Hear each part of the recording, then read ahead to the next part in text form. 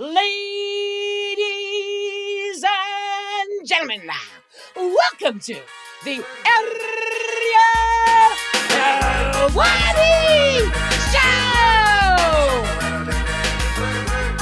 Back in your life on this Monday, March 17th, 2025. Hello again, everyone. I sure hope you're doing well. Welcome back to the program. Hope you had a lovely weekend, and hopefully you are enjoying this lovely St. Patrick's Day Monday. Yes, it's St. Patrick's Day. Shout out to all our friends over in Ireland. Of course, our closest friend of them all, the great Petesy Carroll, who will be joining us on the back end of today's program because it's an old school type of show. There was once a time where we wouldn't even talk for a second. There would be maybe at the very end, like I'm talking about the early days, it would be guest, goodbye. The idea of a 30-minute block without a guest used to terrify me. Now, I love them. But we're going old school because it was a relatively quiet weekend in the world of combat sports, if I'm being honest. Yes, there was an event at the Apex, main event, won by Roman Dolidze, the pride of Georgia, conquering the returning Marvin Vettori. They fought a couple of years ago, and Dolidze with a nice win. He's on a bit of a streak these days. Wonder where Vettori goes from here. And there were a bunch of finishes, and the UFC was very excited about that. It was another soulless card at the mighty Apex, as something falls from the top of my head. But nevertheless, it was entertaining with a bunch of finishes, and there was some notable things that happened. A couple of female stoppages to start the card, back-to-back Kimuras, all very exciting stuff. Matchroom had a card over at the wonderful Caribe Royale in Orlando. Edgar Berlanga got a nice win. It was to be expected. Ammo Williams with a nice win. Loved what Amari Jones had to wear. Amari Jones, the pride of Orlando, making his pro debut, the U.S. Olympian, now turned Matchroom super prospect. Look at this old school Orlando Magic gear. Oh, I love that. Look at those trunks. That is 1993, 94, 95 Shaquille O'Neal, Penny Hardaway, a little Horace Grant, but really Nick Anderson, Dennis Scott, Jeff Turner. I mean, Scott Skiles, that era. So I love that. Great stuff there. There was a Maple Leaf Wrestling show on Saturday, which I enjoyed as well. So a little hodgepodge, nothing to really go crazy about, and that's part of the reason why we're starting with guests off the bat. I do want to give a big shout out very early in the program to our friends, to our partners here at Yahoo Sports. They made some incredible history this morning. They got to ring the NASDAQ opening bell. Yes, at the New York Stock Exchange. They're all our friends. Look at Ryan Spoon, El Presidente. You got Sam Farber over there. I see Nickal. I see Paige. Who else is there? Kate. Benny Stark is over there. All very important bigwigs. Still waiting for my save the date. Did you get that, Frank? Because no, I don't. Let me check. Nope. Okay. No, well, very, very excited about it. A tremendous honor and very cool to see all our newish friends, not really new anymore, newish friends, celebrating a big week over at Yahoo Sports. It is the start of the. You can't say. There's a certain thing that you're not allowed to say because they get in trouble for that. So I think it's just the NCAA men's and women's basketball tournament. Is that fair? Does that not get us in trouble? You can't say the old double M. Yeah, you can't say. So anyway, there are brackets and all this stuff. And right now, if you're watching live, do us a favor, join free of charge. Winner gets a Helwani merch care package. And we've got it right there at the top of the chat. It's pinned. You can join our bracket pool right now. Bracket Mayhem from the OGs over at Yahoo Fantasy, the very best in the business. Join us. We're going to have a grand old time. The action kicks off tomorrow with the first four, and then it's on to the real stuff on Thursday. Can't wait. What a time. We're supporting the Red Storm over here. That is the pride of New York, St. John's. What a run for those guys winning the Big East tournament. So, yes, please join us. And let's have a grand old time. Now, today's program, like I said, super stacked, old school. We got a lot to get to. Big weekend coming up. The UFC returning to London town. normal time, not in the middle of the night. Headliner, Leon Edwards, Sean Brady. It's a big one for us. Looking forward to it. I think it's a sneaky good card. Back into the program, we're going to talk to Gordon Ryan, the king of jiu-jitsu. You know about this man. He is an absolute legend. He's still in his mid-20s, and he's killing the game. He's had some health problems. He was brought up last week by Dylan Dennis. Always great to talk to the one and only Gordon Ryan. Prior to that, we'll be joined by Bo Nickal. We found out last week that Bo Nickal is, in fact, returning on the 3rd of May, UFC Des Moines. And for my international friends, it's not Des Moines, it's Des Moines. You don't really pronounce the S's. That's in Iowa, by the way. And that's a pretty good fight. It feels like it's a step up for old Bo Nickal, going up against RDR, Reinier de Ridder. I always say it in French because it feels like it's a French name, but it's not. So we just go with RDR to be safe. Anyway, we'll talk to Bo at 2:30. 2 o'clock, we'll talk to the head man over at Renegade Jiu-Jitsu, the one and only Dave Lovell, the head coach for one Leon Rocky Edwards. He shoots straight. I always enjoy talking to him. And at 1:30, for the first time in over a year, believe it or not, we are in fact going to be joined by the one and only Leon Rocky Edwards. Massive fight for him. He has to get back on track. He's going up against Sean Brady. And this is a big one. He was supposed to fight Jack Della Maddalena. We found out Shafkat gets hurt. They go to JDM. JDM now fighting on the 10th of May against Bilal Muhammad in Montreal, UFC 315. And so Sean Brady, who was asking for this fight long before it was made, long before I even think the London card was official, he gets the opportunity to fight the former champion in his home country, his adopted home country. And if he wins this fight, could potentially be one win away from fighting for the belt. We'll kick off the show in a matter of moments with Jeremy Stephens, who we had on the program just a few weeks back. He had that amazing win over Eddie Alvarez at BKFC in Philadelphia. And what a performance that was. What a time that was for him. He showed up. He had to deal with all the nonsense of the Philly fans. He sat there. He was in total heel mode. He gave it right back to them. He walked the walk, he talked the talk, and he beat up Eddie pretty bad. We haven't really heard much from Eddie since. We did find out that he had a broken jaw. Perhaps that's his last fight. He has always told us that he's not going to make a big to-do about his retirement. And then afterwards, I remember on the Monday after, 2 days later, Jeremy reveals, he was very fired up, he was very emotional, he reveals that he's a free agent. Essentially, that was his last fight. He had no commitment, and I couldn't believe it. Remember, on that same show, we found out that Jeremy Stephens and Ben Rothwell were essentially fighting on the last fights of their deal. Rothwell becomes the heavyweight champion. Jeremy Stephens headlines the show with no future commitment in place. This, to me, felt like a massive blunder. But we all kind of assumed, hey, he's got this, he's got the GFL. Let's go. Lock him up. BKFC, you have found a new face.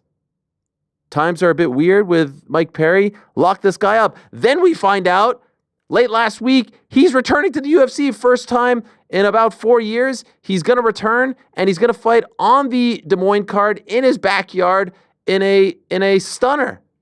A crazy turn of events against the returning Mason Jones, the double champion from Cage Warriors. How did this all happen? Let's talk to Lil Heathen and get the lowdown right here. And now he is kind enough to join us. There he is. Hello, Jeremy. How are you? In the gym, ready to go? Absolutely, bro. Stay ready. Okay. Well, thank you for joining us. This came out of nowhere. I mean, we spoke the Monday after the Philly BKFC card, and you told us about the contract situation, but we all kind of assume that, I mean, you've become like a face of the organization for them. You're rolling. You're undefeated. You just beat Eddie in his backyard. You got the GFL thing in the back pocket. How the hell did this all happen? How are you back in the UFC? Yeah, I told you. Manifested it, fortified my mind. You know, delusions to reality. You know, I crawled out the ring well. You guys ever seen the movie The Ring? Yes, of course.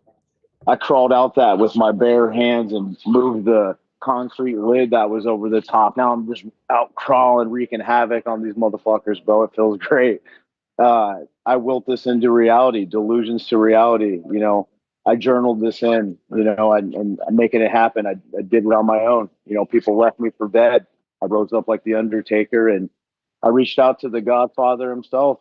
I took a shot, bet on me again, and here we are. The return in my hometown. Like, you cannot write or make a movie about this or make this up. It's this is life, baby. So when we spoke to you on that Monday, was this all part of your plan? Absolutely. It's all part of the process. The process and the system, the way that I see it, going in there and getting big fights. This is just a stepping stone and a small gas station stop to the ultimate destiny. But just right now, I'm having fun with it. It feels amazing to be at this point, to take options to life outside of UFC. To career could have been done. Great career, knocked people out a lot of ways. Got a sick highlight tape. To pulling myself out of the mud, the ringer, showing resilience, and to come back, after walking through the fire and hell in Philly, getting dragged on by promoters, bashed on by the fans and everything, and just promoting the fight, selling out the event, and cracking a jaw wide open, to go into my hometown, to getting the love and turning the head. I mean, bro, you cannot make this up. This is life. This is excitement. It's incredible right now, and I'm very happy. And I get all my tools back. This is amazing. So what happens? You just sent Dana White a message saying, I want to be on that Iowa card? Like, take us through the whole thing. How did this all happen? Man, I'll get real and authentic, man. So, life kind of outside the UFC, I don't know. I felt like it maybe kind of left on a little bit of rough terms with that push or car. I know that wasn't a good thing. I was on a losing streak, just in a different mindset at that time. I've always kept a great relationship with Dana. When my youngest daughter was born, we were watching the UFC while my wife was giving birth, and I saw him a response, and he's always gotten back to me if I ever needed tickets, just anything. He's always just been there, bro. The dude's been there for me when I was in jail. He's like a homie, right? But realistically, like, I was like, low key in my mind, I'm like, I don't know. Like, I've already kind of had it with him. I kind of went my own route. I don't know. And my wife, dude, like, on her, like, this all like kind of came fortune, like, on her birthday, but rewind it before I take a trip back to Iowa to go see my mom, go see my family. She's like, you should shoot Dana a text. Like, they just announced the Iowa card, shortly after I'd fought in bare knuckle. And I was like, tell you what, if you shoot the text, like, I'll shoot it to him. Like, you write it up, I'll copy paste. Sure enough, like, as I'm flying out Tuesday night to Des Moines, right as I'm on the plane, I shoot him the message, turn off my phone, and I go and spend the whole week in Des Moines. I didn't hear back from him. I wake up on my uncle's couch 4 a.m. to go to head back home to San Diego, and I got a message from him at 1 a.m. like, hey man, I've lost my phone contacts. I've been trying to get a hold of you, and this is from Dana. He's like, hit me up, give me your number. Would love to hear from you. I'll have Hunter contact you.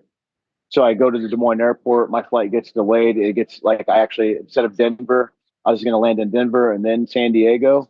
But, a short amount of time, they end up switching me over to Vegas. And, dude, here goes my delusions of reality. Like, I'm like, bro, I'm going to be sitting in the big boy office tonight, possibly. And when I landed in Vegas, I got a text from Hunter. So I hit him up once I deboarded that plane, and had like a great chat with him. Just, just talking about the future, what could possibly be, and next thing you know is delusions of reality. Started hearing some names and opportunity to come back. The whole time I was back in Des Moines, everybody's like, dude, you should hit up Dana. You should hit up Dana. Like, in the back of my mind, like, dude, I already shot him a text. Like, I don't know how it's going to work. And as the week kind of went on, I was like, I don't know, like, we'll see. I shot my shot. And the fact that, like, I literally just came back to San Diego, started getting in the gym, and things started moving. Next thing you know, we're hearing some names. The next thing you know, boom, as soon as I got off the call with Hunter himself, like, I mean, literally like 5 minutes later, it was like already out. And it was a little bit later in the night. And I was like, man, in the morning, dude, like, shit's going to go nuts. Like, my dad's probably going to hear about it at his work, like everybody. And sure enough, it was just like a bombshell. Everybody's just like you and me, bro. Like, holy shit.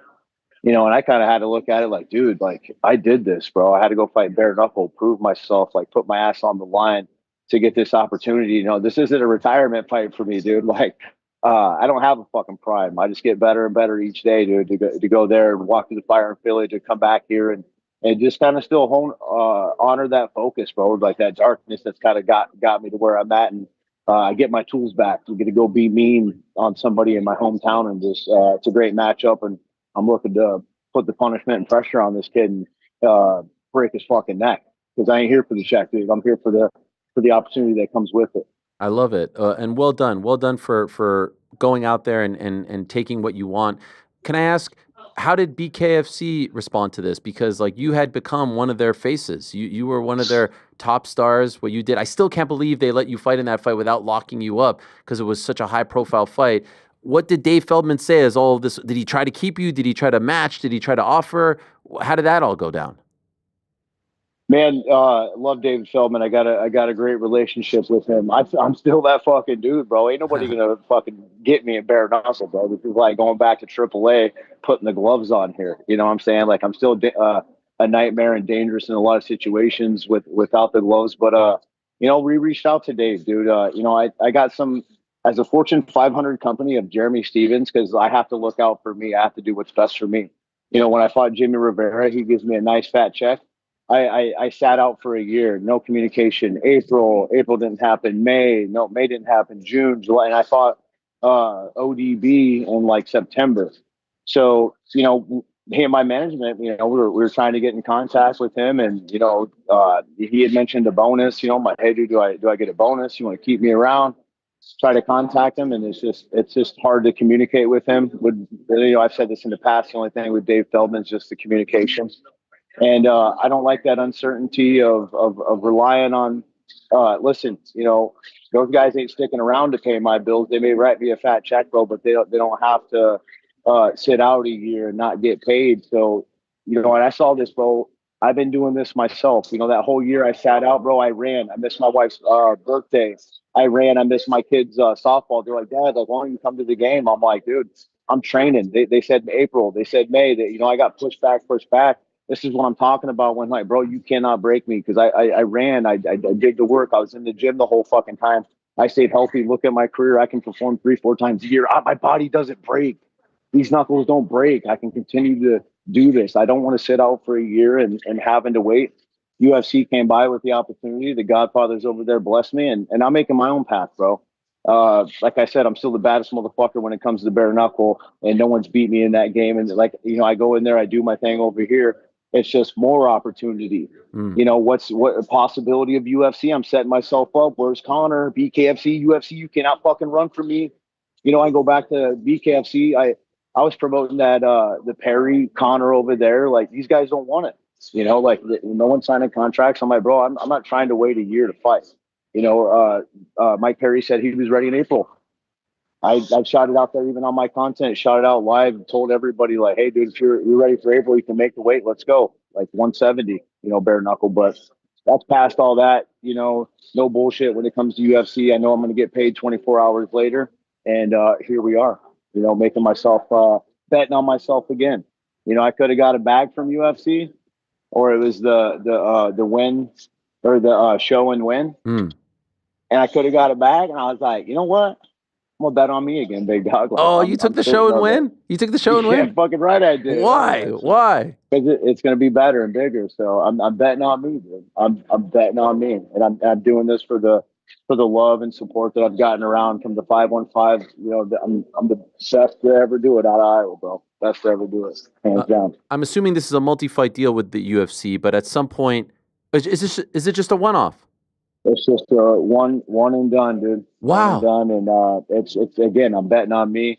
I can really set myself up for an opportunity. The performance I'm looking to go in there and show and dominate. It's going to be brilliant. It's going to be epic. So I'm betting on me again. So you win on the 3rd of May. What would you want the next fight to be? How do you see this playing out? I see me going back to bare knuckle. I like to fight Mike Perry, someone big. I could see, if there's some opportunity there in UFC, that's for sure too, bro. I'm not worried about any of that. That's the opportunity that comes with winning. That's what gets me excited. On days that I don't want to do it, push past it. I'm excited about life right now. I'm excited to get all the tools back. Like, I was exhausted in wrestling and doing things last week, getting it into this week. I'm here at the gym, but it's like a dog. I'm tired as hell. I'm slobbering, but I'm happy chasing these cars. I'm happy about life right now. You can't stop me. I'm unbreakable. This mindset that I'm on a wild ride, and I'm setting it up for me, bro. The only person who's taking care of my family is me. And the fact that, I told you I broke the matrix, Lucky Luciano, changing the game. I don't have contracts. No one owns me. You can't keep a muzzle on me. I can get sponsorships. I can do this, do that. I talk to the Godfathers. It just gives me certainty and confidence, like on a level, like people pay managers to talk to the Godfathers. I can go to them directly. I earned this, like every step of the way, blood, sweat, and tears. I'm not making any of this up, dude. Authentic heathen. I love it. So you mentioned Connor and you mentioned Chase. Do you feel like maybe this is you saying, like, I'll fight you in UFC, I'll fight you in BKFC? Because I saw your tweet about him. Where does he? Here it is right here. You cannot run from me, you said. I will find you and I will kill you, boy. Your time is up. I got you a front row seat in Iowa too, Wells Fargo Event Center in my hometown. Watch me break another jaw. So is he a part of your plans this year? Yeah, that's the delusion into reality. He's had a lot to say about me, and over time, and I've to snap someone's jaw right in front of him when he doubted me, kind of tried to humiliate me again at the press conference. To after I just ate a gazelle and I'm a lion just standing right there in front of him. Yeah, it definitely it gets me excited about the future, bro, and turning these fights into reality. We got a lot of history there, but at the main focus right now at the end of the day, bro, is just me getting better, showing up on May 3rd, having an absolute brilliant performance, cracking someone's leg, cracking all, splitting their spleen, and I'll get what I want, and I'll turn my delusions into reality, and I'll make a statement because no one else is out there doing it like me.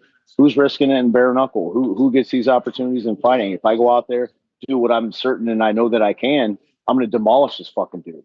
And it puts me in a really, really great spot. And that right there, the big bag, the huge bag, the millions by the end of the year. And I told you this on the content. I told you that shit turns me on, bro. So it's like, I'm hot for this shit. I'm ready to go. Last time you fought in the UFC, July of 21, when you left and you went to PFL and all that, did you think in the back of your mind you would be back someday, or is this a new feeling that has emerged given the increase in your confidence?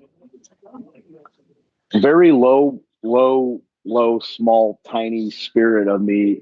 It's like my big brother, Anthony Johnson, rest in peace. I'd seen him do it.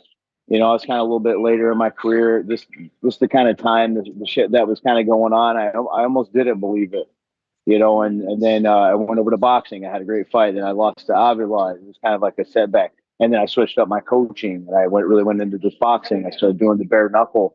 Like it slowly started creeping on me. It really did, and it was, the love and support I got from my wife during them times. I could have given up. A great career, Jeremy. Fucking, I could show that highlight tape across the world. People respect it.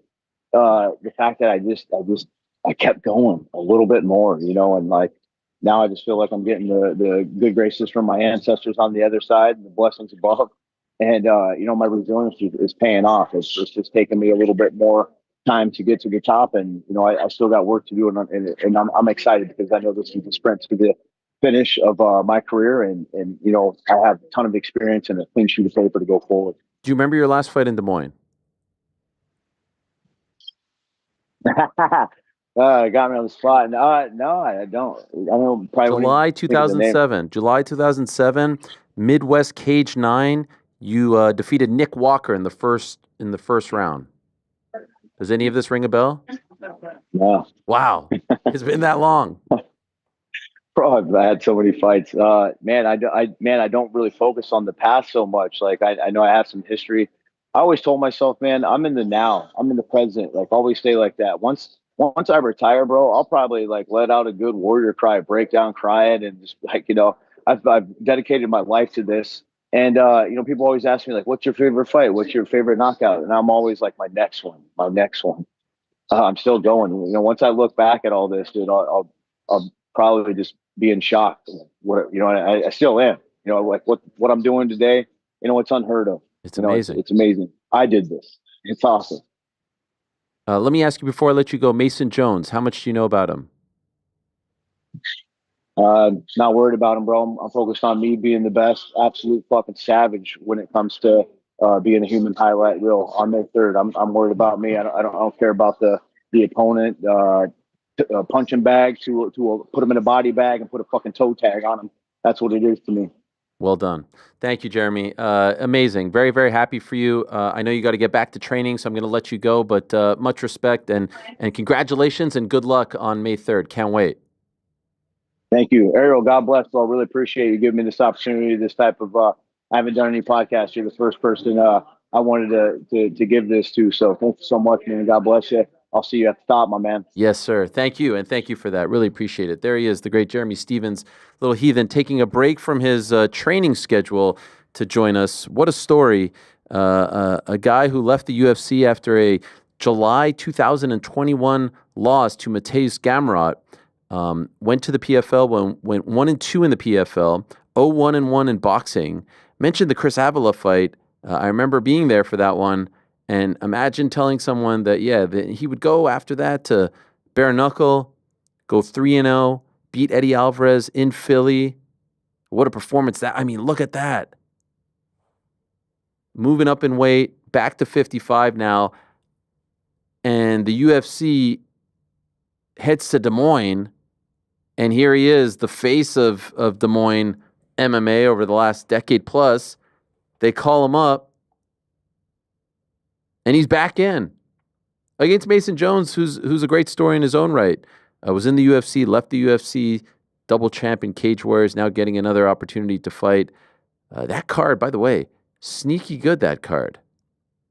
Not even sneaky, it's just a banger. It's a great card. And there are actual rumblings. I actually heard about this through third party of the BITB going to this card. Oh, there's no rumblings. It's happening. News. It's happening. Oh, look at this. Yeah. We're actually just going on the Jeremy Stevens 2025 tour. We were at BKFC in January, and now we're going to be in Des Moines. Yeah, flight's booked. We're going, Is baby. that true? Flight's booked? Swear to God, flights are booked. What is happening? Touching down Saturday, 24 hours in Des Moines, baby. Just to go to the fight? Yeah, they're going to make movies about this. Not just a fight. We're gonna get something to eat. You're going to do a fight feast there? Oh, hell yeah. But usually fight feasts come out before. Yeah, but it'll be just like the BKFC. It came out after. That's a good point. That's a good point. Who's going? Me and Rick. Just you two? Me, Rick, and camera guy Nick. Camera guy Nick? Yeah. Who's that? Camera guy Nick? Fight Feast Cam Op. Nick. I don't even know. I thought Cam Op was Nicole. That's what the Cam guy Nick. Is that his full Nick. name? Oh, God. Wow. Wait, Frank, you didn't get the invite. It's one thing for me not to get the invite. Actually, everyone got the invite, and they all declined. You guys invited me. No. We Okay. knew you wouldn't go. Oh, we knew everyone you but wouldn't go. you I'll own got up to invited. that. That's so great. No, we You didn't want even flight info? consider You inviting. can join if in. you knew I wasn't going to go, then it's the easiest invite to make. No, we don't do the okay, we don't you do want the the token. invite. That's a We don't do token. the big invite that we That's don't so want. crazy. What if you to surprise them once? ask somebody No. who doesn't want to go. No, we don't I do that. appreciate. You know, I appreciate Lloyd Pearson, who told me that he was instrumental in this. I was like, oh wow, I legit had no idea. I knew it was like a thing. Like you guys say, oh, I'm going to London, I'm going to Abu Dhabi, I'm going to Right. Riyadh. We're just capping with all that. No, we will be in we're there, Iowa. baby. We will be in Des Moines. Yeah. Rick's already ordered a Caitlin Clark jersey. I got a Boom Boom Huck Jam shirt on the way. Some Hawkeyes gear. It's gonna be Scouting out restaurants. No. Listen, I've had I- people You guys have a great time. who know us and are fans who have texted me and been like, "Yo, can I tag along to Iowa?" People are excited. Everyone about the wants to boys. go. And why are you going to this one and not any of the other ones? I feel like we kind of worked built it. ourselves into a shoot, as they say in Yeah. the business. I feel like we shit on Des Moines so much that now we're forced to go. Wow. It's also a great card. We have to pay No, it is $5. a great card, but there have been great cards all over Yeah. the joint. It's a There's quick something about Des flight. Moines. It's not How long is that flight? Is it direct? 3 hours. Oh yeah, direct into DSM, baby. DSM. I That's guess the that's air- Des that's Moines. their Yeah, no, I was airport, trying to figure out what the DSM was, but it's the D from then that. De and then Yeah. the Moines. Yeah. No, listen, I'm happy for you guys. I just I thought when I find out about my trips, I tell you guys 3 months in advance just to give you a heads up, and they probably Your personal they're trips? 50. Yeah, of course. I tell Like you. every trip you're going on, you tell us about it? This is not personal. This is business. What's the no? This is It's a coming pleasure out of my- trip. It's coming out of my There- personal funds. There's fight feasts being shot. That's business trip. Is it not? If That's a Work, business trip. pleasure. Work- It's yeah, all the little- same to little me, work, man. pleasure combo, don't I worry. just enjoy it all. No. Listen, I think it's great. When I found out about it, I was like, no, not like. You mean there must be another Connor and Eric because Surely they would have told me about this. And again, it's not that I need to know. I just like to know. You know? And then you came in and I said, hey, man. I brought it up. Yeah, I brought it up. He lies. I brought it up. You brought up Des Moines and I said, yeah, man, actually, we're going to go to Des Moines. No, you brought up. No, that's not what happened. You brought up Des busted Moines, into the and door. then I said, when were you going to tell me that you were going to? You guys were just talking about Des Moines. I was like, oh, the one that you guys were going to? You asked about the man in question, and I was like, oh, yeah. He's the one that pushed us over the edge. No, I opened the door. Which is, it's fine. It's good to have friends in the business. It's good to have people that are looking out. It's just, it would be nice to know these things. Frank, am I wrong? You're absolutely right. Also, on top of all of this, 1,000% correct. we are telling you a month and a half in advance. But again, These tickets were booked Saturday. but again, you're telling me because I asked. I think Once we the need to tickets- replay the tape. I think we're going to What have to tape? pull up a What State tape? Farm None of this happened. replay I'm of also the tape. not sure what I the. think it's a replay of the tape. I think I was like, hey, man, we're going to Des Moines. You were like, Helwani, we're thinking of going to Des Moines. I would have been like, that's a great idea. Awesome. we wanted it. to break it on the show. So but let's you- pretend but you that ripped happened. it out No, and no, we no. can on You can't from say there. you can't say you pretend. no. I'm just not sure what is the betrayal that happened. That's the part I don't understand. It just feels like activity behind the back, and then What the question, activity? and then the question Activity that is, you're not why related was to. it behind theoretically the back? are boys in the back.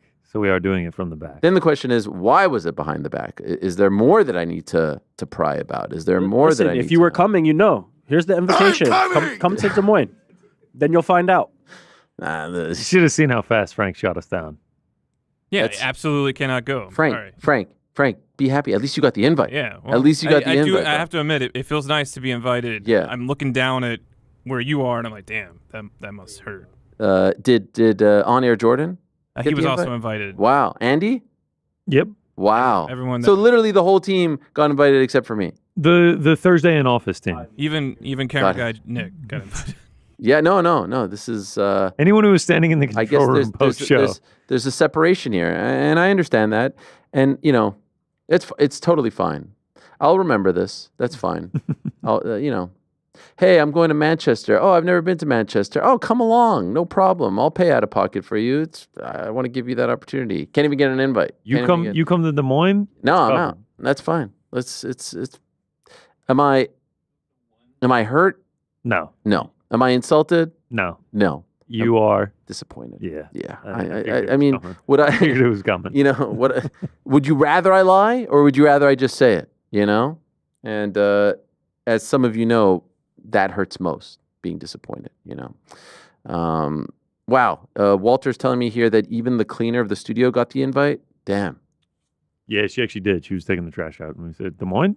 And she said, "I'm in." No. Everyone denied us. We got a lot of stiff arms. Listen, a lot of people in the chat are saying there's a reason for this. PT also wants you to know that he was invited. Oh, PC was He invited. was invited, yeah.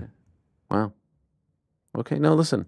I hope you guys have a great time, and I hope everyone has fun. And I told my parents about it. They were also disappointed. that you didn't invite me. No, that I was going to Des Moines, Iowa. No, I think they should be happy. I mean, actually. Yeah, I got it. No, it was.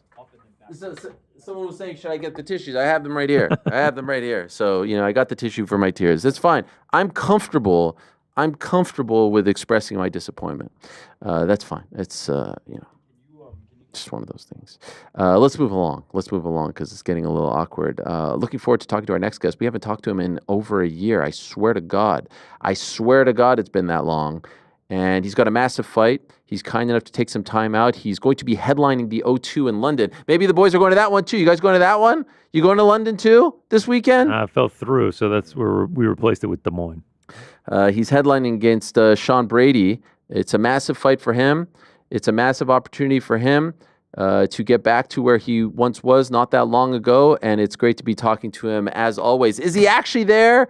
Is Leon Edwards actually there? I don't believe it. They're telling me he's there, but I don't believe it. He's there. Leon. Where have you been, Leon? I mean, I was starting to wonder if I pissed you off. Where have you been? Nah, never. Over a year. Leon, over a year since our last chat. It's been over a year. Is it that long? That long. Pre-Colby. Shit. That's not good. I blame you, not me. Okay, fine. Fair enough. It didn't want no one to lost the title. I'm joking. That's bullshit. Ask Tim I'm how only many joking. times. Ask Tim how I'm many only times. joking. But we are Nah, I'm here joking. now, and it's great to see you. How are you? I'm good, very well. In good spirit, good mentally, physically. Excited for this weekend. I'm at home now, about to head to London tomorrow morning. So yeah, feeling good. Any truth to the rumor that when you found out about what time this fight was happening at, you said to the UFC, "No, I'd rather it be at 4 a.m., 5 a.m. That's more ideal." Did you say that? Never again. Never.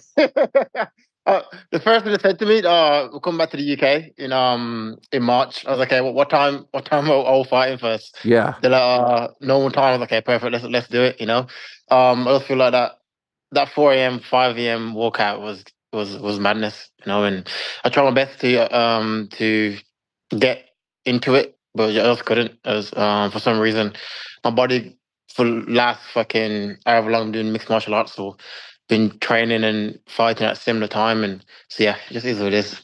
How much do you pin that performance on the time in which it happened? A lot, a lot. I just feel like my reactions was slow. Like I could think in my head like what I wanted to do, what I trained to do, but for some reason my body and my mind just wasn't in sync as it is normally in normal fights. And like I said, competing. I feel like I walked out like 5 a.m. It felt like I was like, that's someone woke me up and be like, okay, go fight. You gotta go and fight. You know what I mean? And then I got in there, but like I said, it is what it is. Even though he got the win, it was still a close fight on my worst day. It's like I think he won 3 rounds, I won 2 rounds, and even on my worst day, I was still in the fight. It was still close. And I know you have a big test this weekend. You're trying to turn the page, but we haven't talked to you since then. So just a couple more on that, if you don't mind. Can I just ask about the aftermath? Yeah. There you are, champion. You're headlining the show, and it's a disaster situation, right? You're fighting in the middle of the night, and now you're no longer the champion against a guy that you were en route to beating a few years back before the eye poke. How did you deal with the aftermath? What was life like after that fight in July? I think right after I was upsetting, obviously. But this is a guy that I know I can beat, right? I think 10 out of 10 times I beat this guy. I think he got the one time, and so it was more about my knowing that I could beat this guy, knowing that it was the circumstances leading up to the fight that played a massive part in the fight.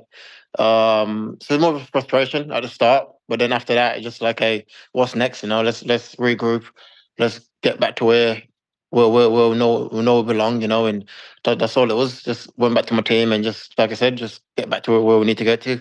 So this is some 8 or so months later. Was there any talk of coming back sooner, or did you always want that time off afterwards?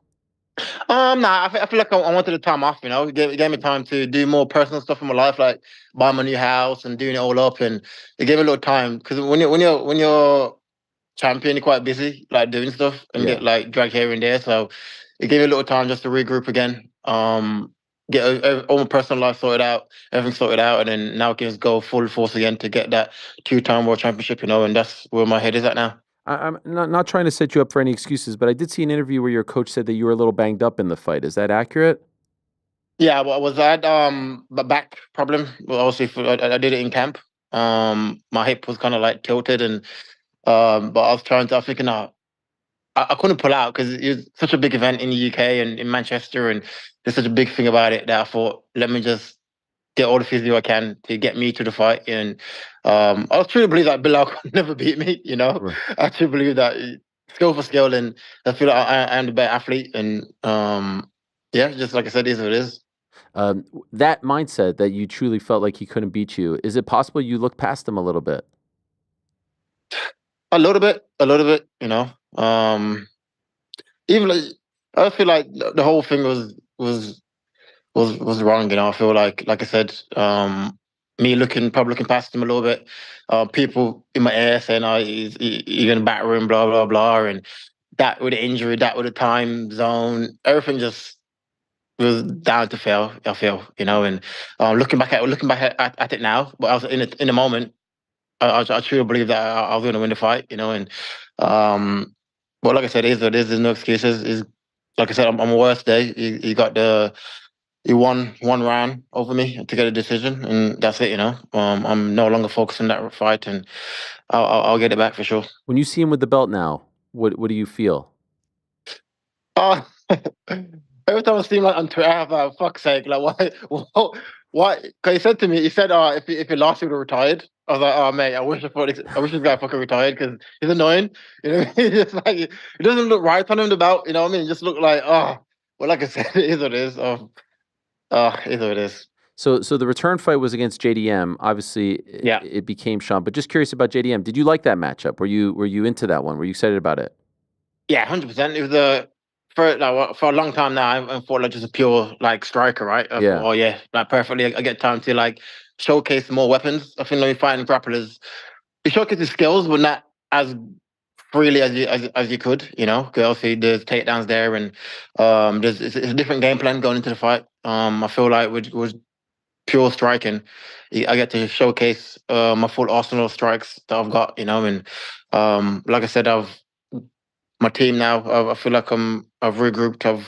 We've restudied, just got everything back in order where it needed to be, you know. And I feel like this fight's gonna be one of my best fights of my career.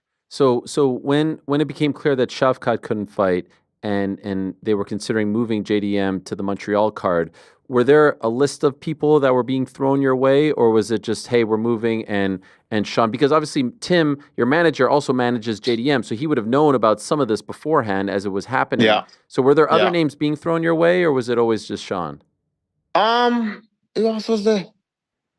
There was another name. I can't remember the name really, but there was another Ian name. thrown your way? Ian Gary? No, I asked Ian though. I said, let's get Ian in London, and they said, Ian won't fight in London. He won't fight in the UK, or he won't be ready, something like that. Okay.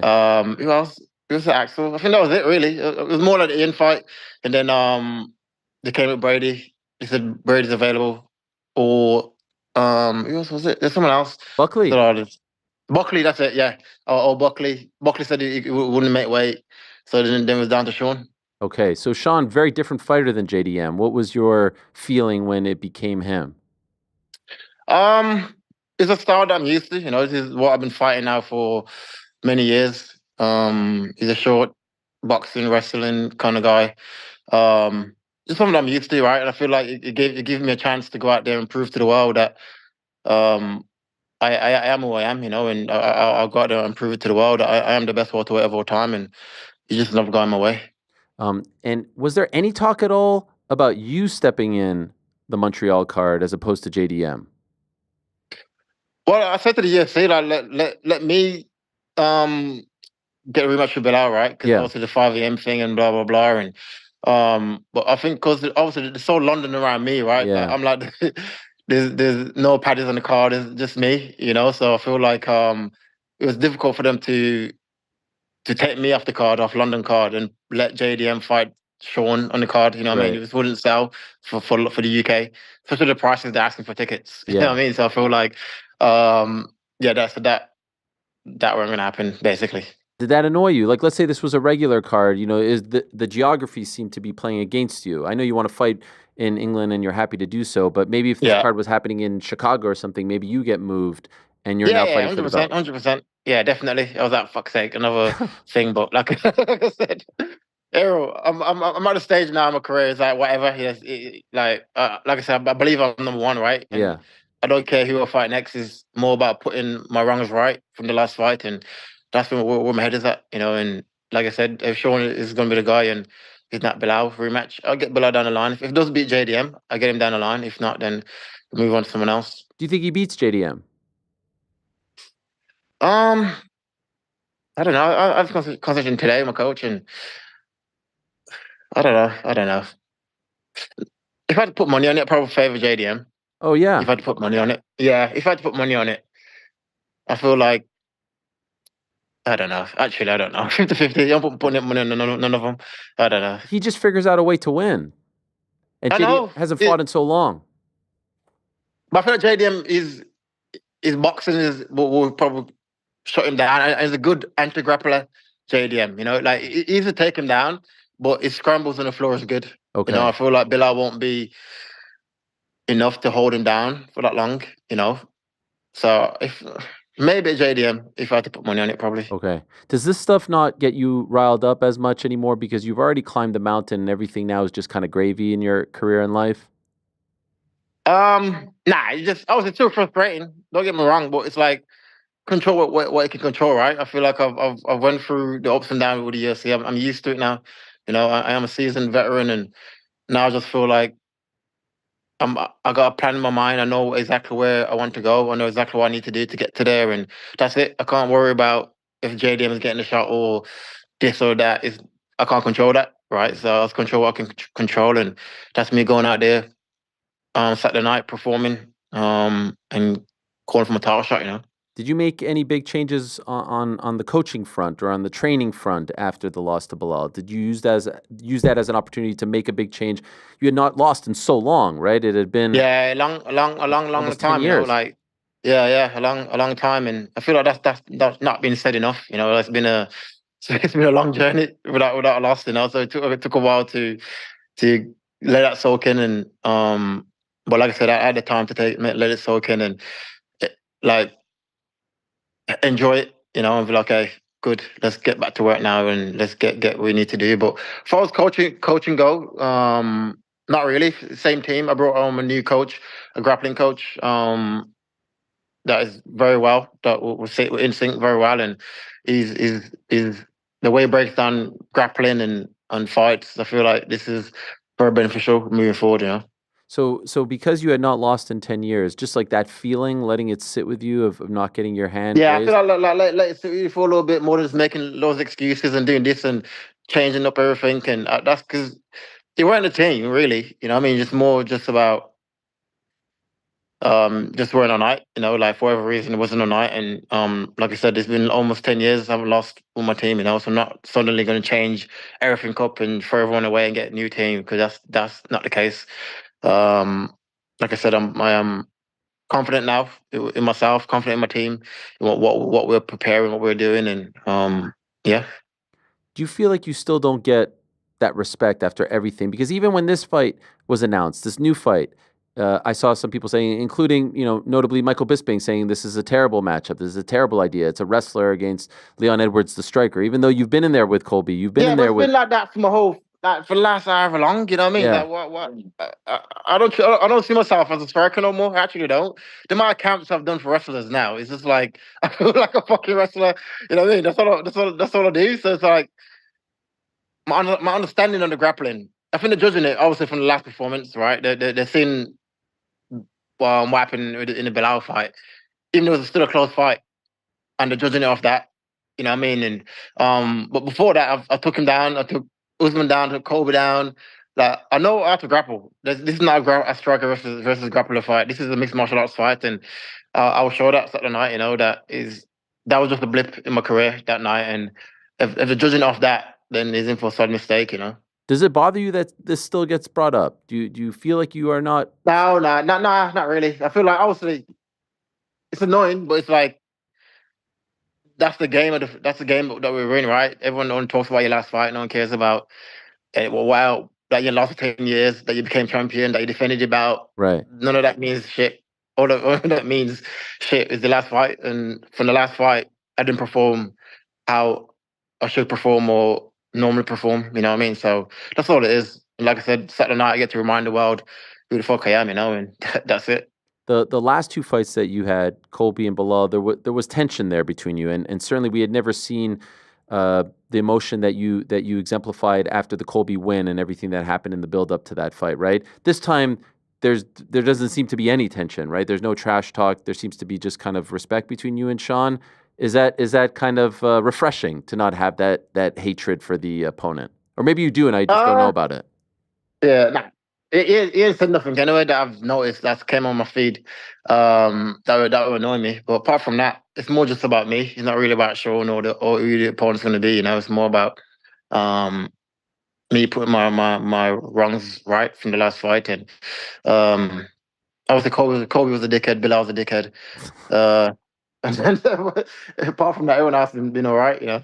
I feel like some of these guys think maybe because you're kind of quiet and mild-mannered, they think that they can sort of bully you with these words and get under your skin. But I feel like by now, no, you know what I mean? Like to get really personal with you. But then I feel like you've shown that it doesn't really work. Nah, it doesn't. None of it does. It's just like Ariel, the way I grew up and what the people I grew up around and just the life I grew up around. it's two different worlds from what Bilal or Kobe or anybody come from. You know, I feel like them talking shit on social media is just it's two different worlds. You know what I mean? And I can't. It just doesn't make sense to me to get angry because I know these in the real world they're all pussies in the real world. You know what I mean? Like fight's a fight, but in actual like the world and on the roads, we're two different people. You know. Was it not close though before the Colby fight where you could have kind of gotten too emotional to where you would stray away from what the It actual? was no, it was. I was Kobe to that was like another level though. You know that Yeah. weren't like fight talk. That's more like you know what I mean. That's different. Like it took me a while. It took me like a lot to calm down. You know, like I said, speaking to my team, speaking to my mom and everyone, and like it took a lot for me to calm down and go out there focused to compete. You know, and yeah, definitely it was different. Now in the UK, now back, like, do you feel a different sort of connection and relationship with the audience, with the public? There was what, we talk about 2019. Actually, it was 6 years ago yesterday when you fought on that card, I believe against Gunnar Nelson, where you were getting booed, and now you're the headliner, and they're like, we can't take you off this card. Like you're the one holding it all together. Do you feel a different connection with the public, with the British public? Yeah, 100%, 100%. I feel like my what I've done for the mixed martial arts community in the UK and just for the UK in general, as far as fighting goes, is leaps and bounds, And I feel like I appreciate the support that I get fighting at home. And that's one of the reasons as well why I want to stay on the card. Just to give back to the UK and especially from the last performance in Manchester. I feel like I have to go back to London and put it right for them. You know what I mean? And a lot of people spend a lot of money to come out there and watch me and stay up till 5 a.m., 6 a.m. Like in the audience, people falling asleep. Everyone that's that talked to me about the fight, they're like, "Oh mate, I was asleep. I was like fucking falling asleep before you walked out." You know what I mean? So it's like now is the time to go back home, normal time, another opponent, and just put on a performance for him. What about your mate Tom Aspinall? He's in a little bit of a pickle right now as well, right? Yeah. Because he wants that fight, and he's not getting the fight, or at least they're trying to make it happen. I think it would happen. It has to happen, right? I feel like it's been bubbling now for a long time, and I feel like the fans want it. UFC wants it. Everyone wants it. You know what I mean? So I feel like it has to happen this year. You know what I mean? I feel like Tom is a special athlete, special heavyweight, and it will show the world, just how good he is. I was a little jealous of you, Leon. I have to say, I love Louis Theroux. He's one of my favorites. I've looked up to him I love his style. You were on his show. You were on his podcast. What was that like? Yeah. It was good. It was fun because you like a dry sense of humor, right? Yeah. Awkward sense of humor. But yeah, I've watched his documentaries and everything, and like I said, I'm a fan of his as well, and it was good. It was good. I went there to do the interview. Imagine his light went out, so we had to go to another studio. Yeah, the power went out, right? And you guys had to go. The power went out. Yeah, it was crazy. So we had to go to another studio to do an interview, and but it was good. It was good fun. And then you had to do it over. Again, all over again. Oh, gosh. You would only do that for him. You wouldn't do that for me. Now I can't even get you on the show. Not now. You talk to me for 8 months. Oh, my God. 8 months? It's 15 months, Leon. I mean, exactly. I was starting to feel, I put my neck out there for you, All these guys. I know that. I know that.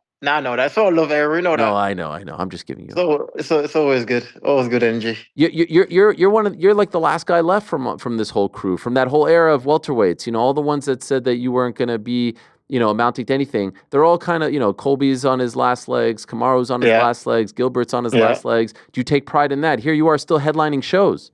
Still headlining shows. Still the man. About to be 2-time world champion soon, and it feels good. Like I said, the cream always rise to the top, and I'm the fucking king. So, like I said, Saturday night with Sean, it's all about me. It's nothing to do with Sean, nothing to do with whoever it was going to be. It's all about me and me showing the world and just how good I am. Have you been told, or your team been told, like, okay, you win this fight, this is what we want for you, this is what we're going to do, this is who you'll fight, or the spot? Because you're ranked number 1 still. So have you been told what this gets you? A little bit by the UFC. I feel like for me, this is my number 1 contender fight. I go out there, I perform like I know I will perform, and I feel like the title shot is next. That's the only fight that makes sense for me next. Okay, so you think that you win this fight, you're fighting for a belt next? Yeah, 100%. Especially with the performance I'm going to put on. I feel like 100%, definitely. Does the Shavkat injury screw up those plans though? Because what if they go to him after the JD? If Bilal wins, then they go back to Shavkat. Would that delay things for you? Let's hope that don't happen, right? Okay. Just go from there. All right, fair enough. How do you see this one playing out? How do you see Saturday playing out? And it's 5 rounds, right? He's taking this 5 rounds. Yeah, 5 rounds. I see a finish. Like I said, is 5-9, 5-10. If Bilal can finish you, mate, I can finish you. That's just where my head is at, and I'm going there to hurt him. Like I said, it's not just about Sean. It's more just about what I need to put right in my head and just what I need to do, and I'm going out to take him out. Well, the people of Birmingham, they could use something to celebrate. I mean, it hasn't been great for Aston Villa this season. I mean, mate, go away. Well, I mean, it's just been a little. It's not quite Nottingham Forest, It's just been, yeah. No, they've been doing good though, man. Just like it's weird with Aston Villa because with good teams they play good. Then with shit teams beat them. Yeah. Which is mad. You know what I mean? It's like a weird thing, but you play up to the competition and down to the competition. That's a problem. Yeah, right? yeah. It's mad. It's a mad thing, but it's a great team, and like they come from Birmingham, and they're doing well. They're doing well, You're the man, Leon. Great to talk to you again. Thank you so much for taking some time out on Fight Week. Wish you nothing but the best. Welcome back, and good luck on Saturday. Good, man. Appreciate it, Ariel. Love always. Thank you. Same here. There he is. The man, Leon Rocky Edwards, returning to action. I kind of love this. I love this fight. I love this fight card. I really do. I know some people said that it was a little thin, but I think, I don't know. I think there's a little something for everyone. Jan Blachowicz versus Carlos Ulberg is a fantastic fight at 205. It's a great story there. Ulberg climbing up the ranks, seems to be in position to be one of those next guys. Got to get by the former champ. Former champ hasn't fought in quite some time. We spoke to him last week. Check out that interview. Kevin Holland versus Gunnar Nelson, completely flying under the radar. I feel like this fight is flying under the radar. In fact, I could tell you that Gunnar Nelson will be joining us on tomorrow's program, so I'm looking forward to talking to him. He has not fought in quite some time. To be exact, it has been 2 years. 2 years tomorrow since his last fight. A win over Brian Barberina. Molly McCann now has a new opponent. She's now fighting Alessia Tainara, who is replacing. And it's crazy. It's always Molly McCann against Brazilians. She was fighting Estela Nunes. Nunes out. Now it's Alexia. Jordan Vucinis, Chris Duncan, Nathaniel Wood versus Morgan Charrière. Like that fight a lot too. Morgan will actually join us on tomorrow's program. So we have you covered as far as UFC London is concerned. Marcin Tybura against Mick Parkin. That's a tasty one. A couple of Irish men and women on the card, so I dig it. I fucks with it. Main card starts. I think the main card starts at. Well, I think the prelims start at 1. Maybe main card starts at 5? I think it's 4 o'clock main card start. 4 o'clock. That's weird because that means it'll start at 8 p.m. local time because they're only 4 hours ahead of us now. Because of the time change and all that. That's a weird time to start, but all right. Oh, so you think it'll go 1 to 4 and then 4 to 7 here on the East Coast? Yeah, no Arnold Allen and no Paddy Pimblett. Of course, he's fighting next week. Not next week, next month, sorry. Against Mr. Michael Chandler. In a matter of moments, we're actually going to be talking to Leon's head coach, the one and only Dave Lovell. You know about Dave. What a legend. Don't let him bully you, son.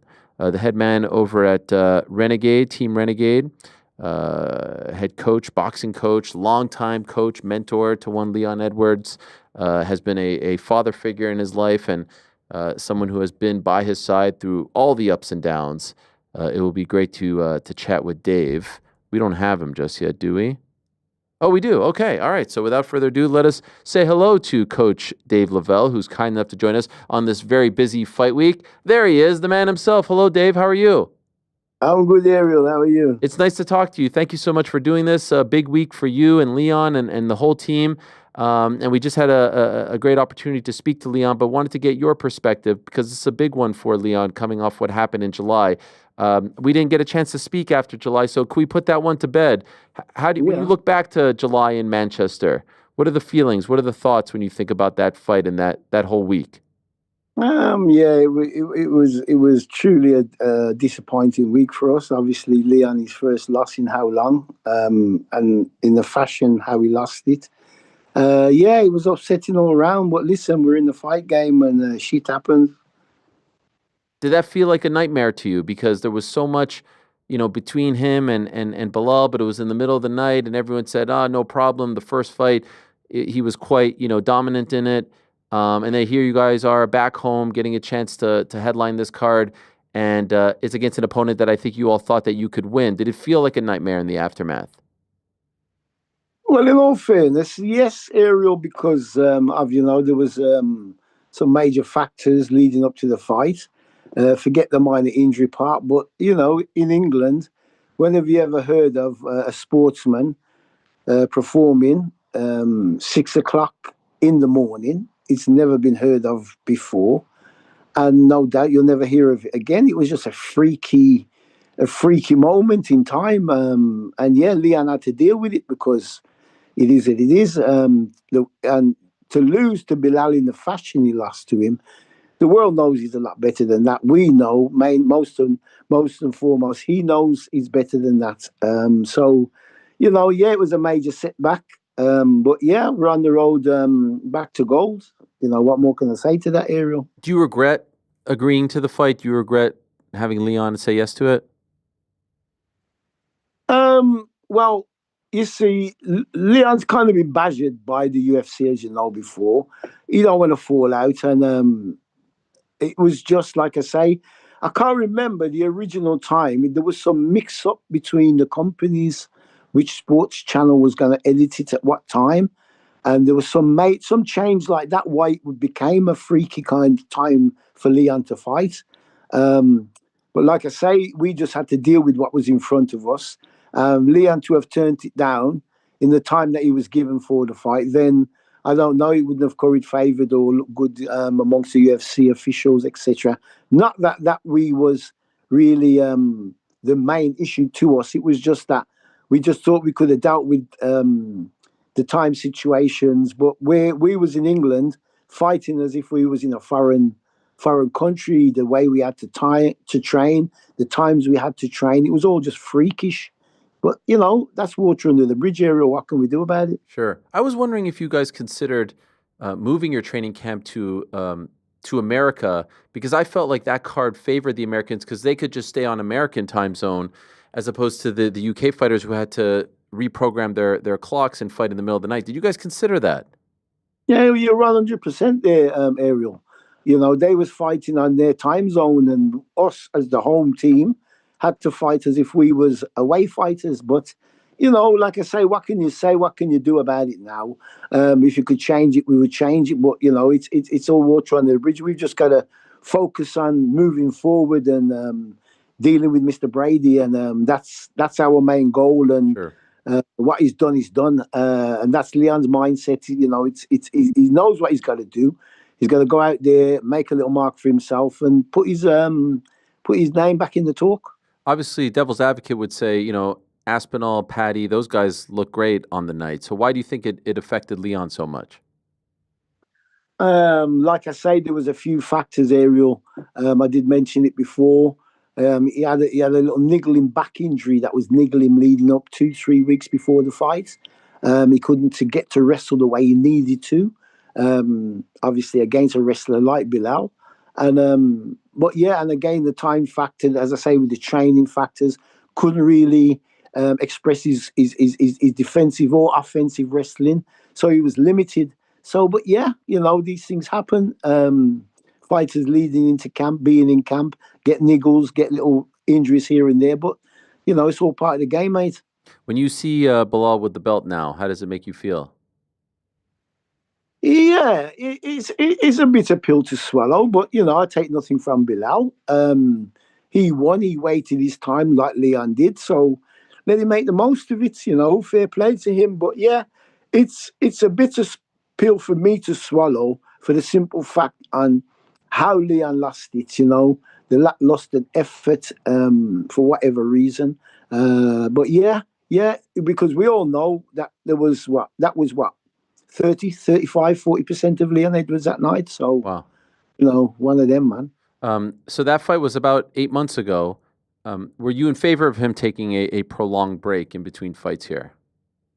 You mean since the Bilal fight? Yeah, it's been about 8 months. Well, I think me personally, I would have liked him back in the saddle a bit earlier, but we can only go with what UFC offers us. As you know, they offered us Jack, and then took it away, and now it's Sean. So we can only deal with what the UFC throw our way. Nobody else was offered to us because Leon's only fighting lads that are in the top 5. So everybody in the top 5 basically booked up, aren't they? So Leon, as I say, Jack Della Maina was his first opponent thrown his way. Then I think it was about 4 weeks into camp. They then says, well, Jack Della Maina was now going to fight Shafkat. Am I right here? Jack is now fighting Bilal. Bilal, sorry, my bad. Yeah, sorry. But Shafkat was injured. Yes. He's going to fight Bilal, and then they threw Brady's name into the mix for Leon. Which matchup did you like better for Leon, Brady or Jack? Personally, I would have preferred Jack. Why is obviously, that? Leon fighting how many? 4 wrestlers back to back. Yeah. So yeah, I would have liked to have Leon to been able to maybe display some of his offensive and defensive wrestling against Jack. We set a game plan for Jack, but like I say, 4 weeks in, he changed to another wrestler. Not that Leon is now. Oh well, it's all that. Brady's Brady. We know he's a wrestler. We know what wrestlers do. He's been in against the best. So it's just about saddling down and getting on with the job. How do you feel about Brady's sort of all-around skills? Because we know about his base, which is wrestling, but we've seen as of late, I feel like his striking is coming along. Do you feel like he is getting more and more well-rounded? I do. It's like Bilal since the last time prior to him fighting Leon. I watched him progress, and he progressed into a better all-round fighter. And Brady is not far behind him. We are aware. I'm aware, and the team's aware of Sean Brady and his attributes, what he'll bring. And his stand-up has got a little bit better. But again, we set game plans for who we're against, and we're against a wrestler to be effective as a wrestler. It's all about coming forward. So we've got our game plan set for Mr. Brady, and we know about wrestlers. Leon knows about wrestlers. It's game on the wrestling side. Were you disappointed that Leon didn't get the call to replace Shavkat and fight for the belt? Well, yeah, but it's like he's just held the title, he's lost it, and maybe it's going to be a bit unusual for him to get the call to fight back for the title straight away. That's very rare you hear that happen. But yeah, why not? Because I know he can beat Bilal. He knows he can beat Bilal. I think Bilal knows he can beat him. Bilal caught Leon on like I say, a very, very low night, and he came out the winner, and that's the way it is. There's nothing you can say or do about that, Ariel. You obviously know Bilal well now. You were preparing for Jack. They're fighting in May. How do you feel that one goes down? Well, again, Bilal knows one way, and I think he won't be standing up with Jack too tough. He'll be wanting to take it down, grind it out, and maybe look to stop Jack a bit late, or maybe grind out a points decision. But it's a bit of a tough one to call, to be fair, Ariel, because Jack has come on as well, and he's got decent hands, and if he's improved his ground game and his wrestling, then who's to say? But if I was to stick money on it, I'll go for Bilal to pinch a points win. Okay. Going back to Leon, in the aftermath of the Bilal fight, how did he handle, just this change in his life? He's at the top of the mountain. He's the champion, all this stuff. And like I said, a tough blow to lose the belt, middle of the night, everything that happened. What did you see from him? Did you Did he not come by the gym? Did he need some time off? How did he react to everything from your perspective? No. Well, after the fight, told him to take a little break, and he did. I think he had a little holiday. I'm not too sure he went, but yeah, he went and had a little break for a couple of weeks. Came back, we had a talk. Yeah, and he was back in the gym, and he knows to himself. Nobody doesn't have to tell him. We're not going to beat him down about it. He basically give away his title, but it was one of them. He knows in the fashion. That's what hurts him. It's in the way he lost it, Ariel, because we all know if it had gone out there and it would have been a gunfight and blah blah blah, and the best man won on the night, would have been okay. But for it to have been like a one-sided beat down by the total, well, not the total underdog, but the underdog of the fighter, and for Leon with the hype that was around him at the time to have lost it in that fashion, yeah, it did bite home a little bit. But like I say, Ariel, it's all part of the fight game, my friend. When you revved things back up and it was time to get back into a camp, did you see any differences in him now that he's become, a challenger again and not the champion? So he's the hunter, not the hunted. Do you see any differences in his mindset? Yeah. Listen, Leon's regrouped, Ariel, mentally and physically. He knows what he's doing, he knows what he's lacking on, and he knows what he had to top up on. On the mental side of it, that kid don't really worry and get too frustrated, too tough about anything. He just takes it in his stride. It's his nature. And he's accepted it. He's accepted it. He's not, what else can he do? He's accepted it, and he just knows the task in hand now.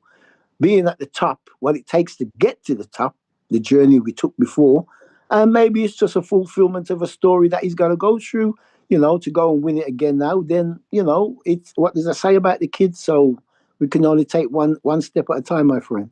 Yeah, and we were talking to him about the emotion and all the drama leading up to the Colby fight, and then with Bilal there was a history and a back and forth. But this time, it's just about the fight, right? There's no extracurricular stuff. Is this fun for you? Is this refreshing that you don't have to deal or worry about any of that other stuff?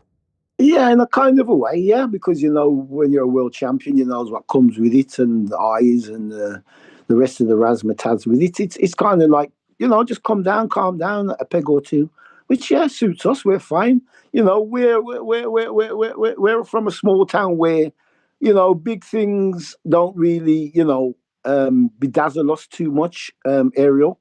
And Leon's coming from a background where he doesn't get carried away too easy, and which is a good mindset he's got for fighting. And yeah, we just know what we've got to do. What's next Saturday, what the task in hand is, and he's just looking forward to it. He's looking to put his mark back on the fight to let the crowd know. Well, Leon Edwards is back in town. When you see the fight, when you think about it, when you game plan for it, you know what Sean is great at. You know what he likes to do. He's relentless. He's strong. He's young. How do you see the fight playing out? Well, that's his attributes, like you said, his aggression and his strength. But yeah, it is one of them. Leon can catch him on a counter, but we've gone through a couple of plans to neutralize Sean. But yeah, we're aware of what he's going to bring, and we've set plans to counter him in the wrestling department, and if he goes to the ground. Okay. What about Fabian? Fabian now in this PFL tournament. You like this for him? Well, yeah. Well, it's like this. And Ariel is coming off a loss against Eblam. It was a different path put towards him, and I think he's got the ability to fulfill it and move on to the UFC. It was his total choice to do so. I said, son, listen. It's your life, your career. All you can do is sit down with your management and come to an agreement. If you need any advice from me, your brother, or any of the coaches around you, which he did ask, and he made the move, and the rest is history. Oh, so he could have potentially left. Well, yeah, any of the fighters potentially could have left Ariel because it was open, wasn't it? Yeah, he could have left, but he's decide to stay with the PFL organization and give it a shot. Okay. You also have boxers that you train as well, in addition to the MMA fighters. And I was just wondering, from your perspective, do you feel like Leon gets treated like some of the big name boxers? Boxing in the UK is gigantic now. It's enjoying incredible popularity. But I sort of feel like from the outside looking in, like the Leons of the world, the Tom Aspinalls of the world don't get the same type of love and attention and press coverage as some of those guys. Do you agree or disagree with me? Yes and no, Ariel. It's like this. There's nowhere Leon can't go in Birmingham now. Okay. But that's in Birmingham. Apart from that, yeah, people who know about UFC and know well will know him. But average Joe Blogs away from Birmingham maybe struggle to know him. But yeah, the boxing, because it's more prominent our side of the woods. Boxing gets more attention. But Leon is known by the boxing fraternity and often gets invited to big shows as guest appearance or come and watch the fight. And because Leon knows a lot of the guys as well that are in the boxing world, sometimes Leon goes and supports them. Okay. So yeah. Oh, yeah. So he is getting that love and respect, in your opinion? Yeah, he is, yeah. Would you like to ever see him box? One day. Yeah? One day. Why Have not? you talked to him about this? No. We've had brief chats along the way. Realistically now he's 33. So if he was going to do boxing, he would have to really have done it like now. Yeah. Because he's a bit long in the tooth, 33 at his weight. He would contest maybe at super middle, 12 stone would be Leon's weight. Mm-hmm. And there's a lot of hungry dogs at that weight in the boxing world. And for Leon to make that transaction into boxing, maybe a bit much at his age now. Okay. But he'll take fights like your Jake Pauly fights and all the rest of them sort of town shows. If he wants, if the money's right, then why not? He's more than capable of holding his own and being part of one of those shows. But let's see how it goes. Or even try and get him to Dubai where the prince is giving away a bag of money for fights. Saudi Arabia. Yeah, why not? For you, has life changed dramatically since Utah? Do you still feel the after effects from that night? It's not changed for me at all, Ariel. Really? No. Like I say, the boys will tell you, Leon and all the rest of the lads we train and that. The old boys' feet still on the ground. With my routine's more or less the same. I've got a life to live myself away from fighting when I do get the chance. With my missus who suffers with me with the fight game, who stuck by me for all these years, through the fight game, flying away with these fighters. And sometimes you need that little time for yourself as well, Ariel. Yes, of course. But I'm assuming more fighters from around the country, from around the world, want to come train with you because of the success that you've had with the Edwards brothers. Yeah, we got up Renegade. We got guys coming in from Norway. We got guys local, guys coming up from London. We have some guys flying. When I was away with Fabian on his last fight, made a few links with some lads from Brazil that was looking to fly in and come in. So yeah, we it's a fight game. It's like a big family. Once you're always making a connection somewhere. Your name's given to somebody that will phone you and recommended that, can you do some work with this lad for me, blah, blah, blah. And yeah, it's all connected one way or the other, Ariel. You've got big Arnold Allen over there as well, right? Yeah, Arnold has been coming to Renegade on and off for a while, but he's recently got married. Oh, Arnold Allen? You're not talking Arnold Allen? Yeah, Arnold Allen. Yeah, he's recently got married and he's had a little time out. Okay. Nothing. He's still training, but yeah, Arnold comes up by us regularly. Him and his dad, and works with the lads on a regular basis. Yeah, big pacer. He's a big old fella. His dad. Oh yeah, that's a character and a half. Let me tell you, boy. Okay, so Saturday back on track. Sean Brady, we thinking stoppage? We thinking decision? What are you thinking? What am I thinking? I'm going to be honest with you. Tell me, Ariel. Leon's got to go out there and make a statement. Does that involve a stoppage? Then we'll see. We know the fight plan. We've set a fight plan. And if it goes to how we're working on it, looking at it, the game plan we've set, then I'm looking for a stoppage either early or late. Okay. All right. But that's where we are. Can't wait. Always a pleasure, Coach. Thank you so much. Good luck to you and the team on Saturday. Looking forward to it very much. Nice speaking with you, Ariel. Same See you here. soon, son. Pleasure. Bless. There he is, the great Coach Dave Lovell of Team Renegade over in Brum, as they say. Brum, you know what Brum is? Birmingham. And they could put the Bilal fight behind them. The reason why I wanted to ask so many of those questions, we didn't get a chance. That was during our break. I was in Paris at the time, and so I actually suffered as well. I was watching that fight in the middle of the night. Well, it was more like 6 a.m. But the rest of the card. I don't know how you guys do it, and by you guys I mean the European fans. I really don't. European fans, without a doubt, have to be the most Devout? Not devout, like dedicated, loyal fans. When it comes to combat sports, of course, because if you're a football fan, a soccer fan in America, yeah, it's great. You wake up 7:30 a.m., you watch, Forest beat Man City. It's great. If I was living in Europe, if I was Petesy Carroll, if I was a guy who wanted to be an MMA journalist living in Europe, I don't know if I could last this long. How do they do it? Certainly not with kids. Staying up till 6, 7 in the morning, it's impossible.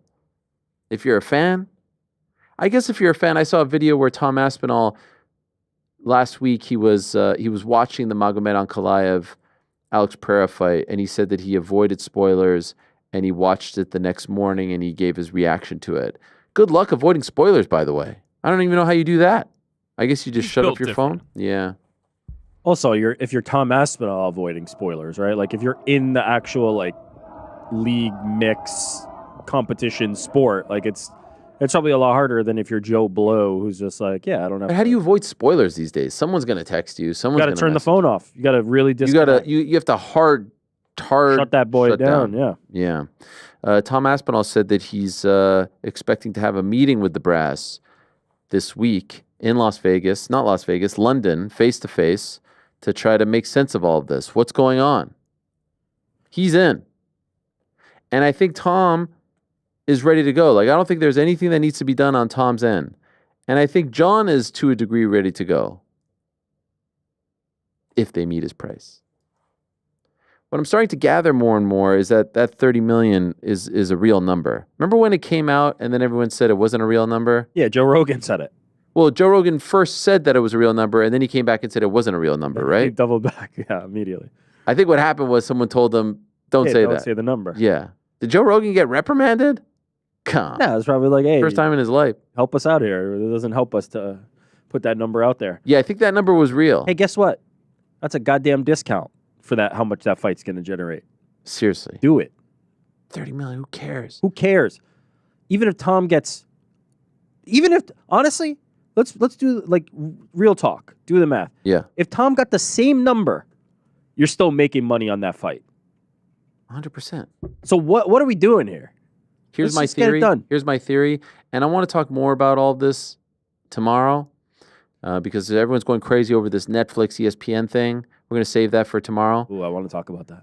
But my theory on this is, in a contract year, while there are negotiations going on, look, if we were 3 years into a 6-year deal, there's no real pressure to make it happen. And what I always said was, when the UFC sold its pay-per-view package to ESPN, the pressure to get the word out to market was on ESPN and not the UFC. And so you saw the UFC do less from a promotional standpoint. It was already bought and paid for. There's no need to invest more. But now, as you're in the final months of a deal that started back in 2019, you gotta light that spark. And so I think if you're someone who is hoping and praying that they make Tom Aspinall versus John Jones, this works in your favor. The fact that it's a contract year, you're shopping the product around, you're trying to tell people, hey, we put on big fights. We make things happen. Look at these spectacles. Look at these numbers. Make no mistake about it. That article that came out from the New York Post, that's just public negotiation. All of that is just public negotiation. It's on the heels of the app not working. Oh, we're going to put out there that we're unhappy, and we're going to put out there that the numbers are down, and we're going to blame them. All that is public negotiation. Take it from me, take it from Rick, who is inside those walls. Yes, it was a few years ago, but if anything, the feeling is probably stronger. ESPN loves UFC, UFC loves ESPN.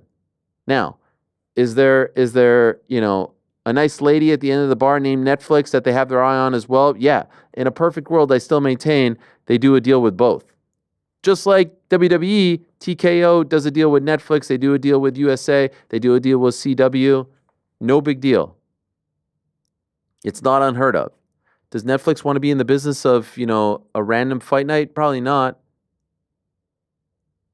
Anyway, you could cut that, that pie up in many different ways. But I'm not buying. That's just public negotiation. People just put that stuff out there. It happens all the time. It happens in media a lot. You'll always see like, oh, this person's contract is coming up. Take it from me. It's happened with me. Oh, this person's deal is coming to an end.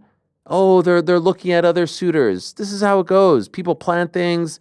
It's always crazy. Like, and people lost their minds about this. We've had ESPN go down so many different times. Like people constantly complain about ESPN Plus going down, but all of a sudden, this was the straw that breaks the camel's back. Oh, the ESPN Plus. Yeah, you're right. I mean, obviously, like coordinated and always happens. Well, but as you said, this is the nature of the business. This is the nature of the media game. Like around these times, yeah, all of a sudden the things that were kept quiet for the longest time, all of a sudden somehow find their way to the light. Yeah. It happens. I wouldn't put too much stock into it. I would say there's ESPN as a player, there's Netflix as a player, Amazon as a player. I think UFC would be great for Apple, but I don't know if they're going to be a player, especially with the MLS deal not seemingly going great. And I think WBD is a player, meaning Warner Brothers Discovery, TNT, TBS, Max, those guys. They even recently talked about it, the success of AEW and all this stuff. I think those are your players right there.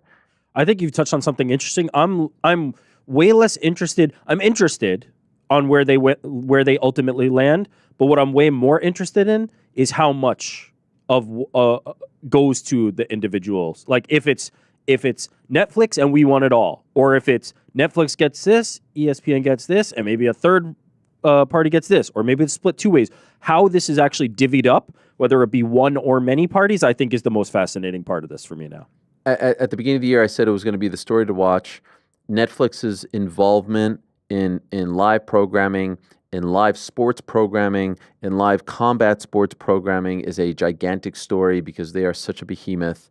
I saw some reports that there's going to be a surprise broadcaster and a surprise promoter for Canelo Crawford. There is no surprise. It's TKO and it's Netflix. And it's the worst kept secret and everyone knows it. And that's gigantic. That's huge. And they're going to be airing. Look at how much has changed in the past year. You've got weekly Raw, and then around the world you have weekly Raw, NXT, SmackDown, and PLEs. You'll have now a second MVP show. You'll have Canelo Crawford. NFL is there. All this has happened in the past year. There's a hot dog eating contest as well. And so they are primed to take this to the next level and to gather and conquer more real estate.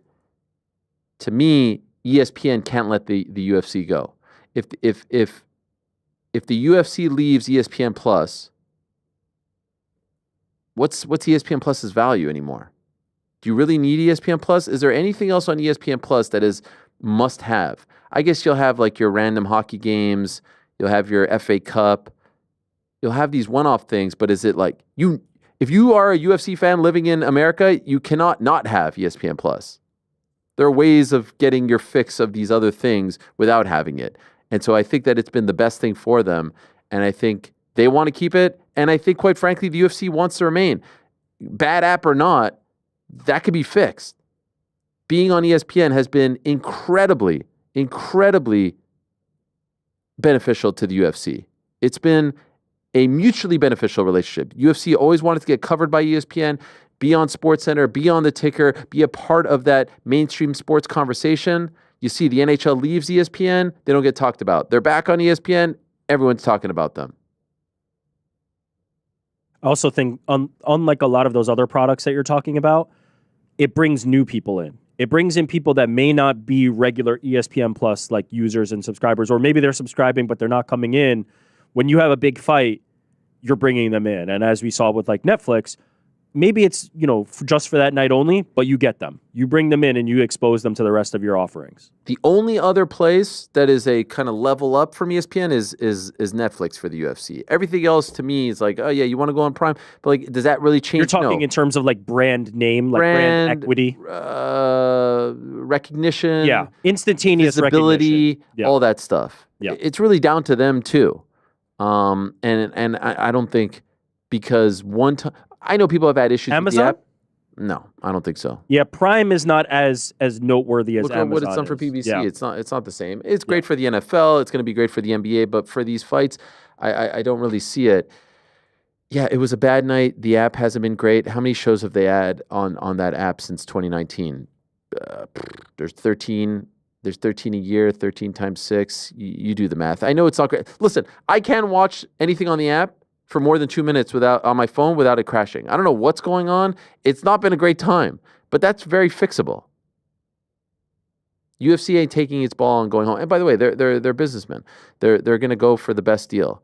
And I can't see like also this report, God bless, but it's like you don't got to be some sort of insider to say like the UFC wants to be on Netflix and that Netflix is at least kicking the tires on the UFC. Of course. Like, if you thought that was news, you haven't really been paying attention. Those are the players. Now we see who wins out. But I still maintain I would be very, very surprised if there's a total divorce between the UFC and ESPN. If there's no UFC programming on ESPN, I would be extremely surprised. Extremely surprised. Right now, let's see. That negotiation window, by the way, is open April 15th. So while they probably have had some talks, let's be honest, technically it's exclusive right now. So what is all this talk about flirting with others? We shall see. Let's move along now. Our next guest is in fact returning on the 3rd of May. We were wondering, when's he going to return? When's Bo Nickal coming back? Well, we got our answer late last week. He is returning on the 3rd of May in Des Moines, Iowa. He is going up against RDR, Reinier de Ridder. Some variation of that name. There he is, Bo Nickal, kind enough to join us. Hello, Bo. How are you? Doing well, Ariel. How come these people aren't paying attention? It's crazy. What do you mean? What you were just talking about with the UFC and stuff. Let's talk. What do you think? What is your take on this? I don't know. I haven't thought about it a lot. I think that it's interesting, when they switched over to the new model with ESPN, they're just putting out so many shows, right? Like it's just every weekend. And I know what I see is a lot of, from the fans' perspective, is complaints on this card, is this and that. It's not, it doesn't have the star power, blah, blah, blah. And, what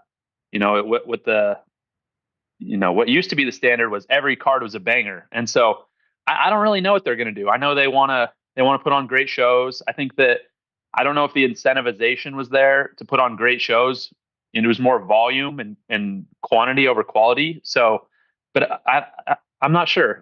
I'm just a fighter, so I'm just going to step in the cage and beat people up. That's really what I'm focused on. By the way, that's a great point. But there's a couple of mistakes that people make. Like I got into it with, and when I say got into it, like we just had a friendly chat about it, Alan Joban, because I was complaining that the Apex shows feel soulless and are just kind of hard to watch when it's just empty and quiet and all this stuff. And he was like, they're putting on so many shows.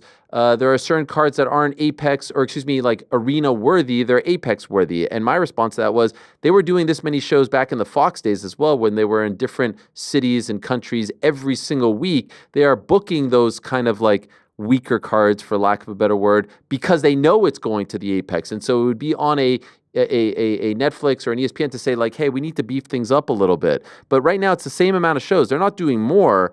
It's just, I don't think that there's any pressure, because ESPN is happy with the product and happy with what they're getting, to say like, oh, we need to beef it up. So I'm curious if with this new deal, they're going to beef it up and hopefully get out of the Apex, because I have a very hard time enjoying those shows. The fights are great, but I just feel like the atmosphere is a little hard to get past. You know what I mean?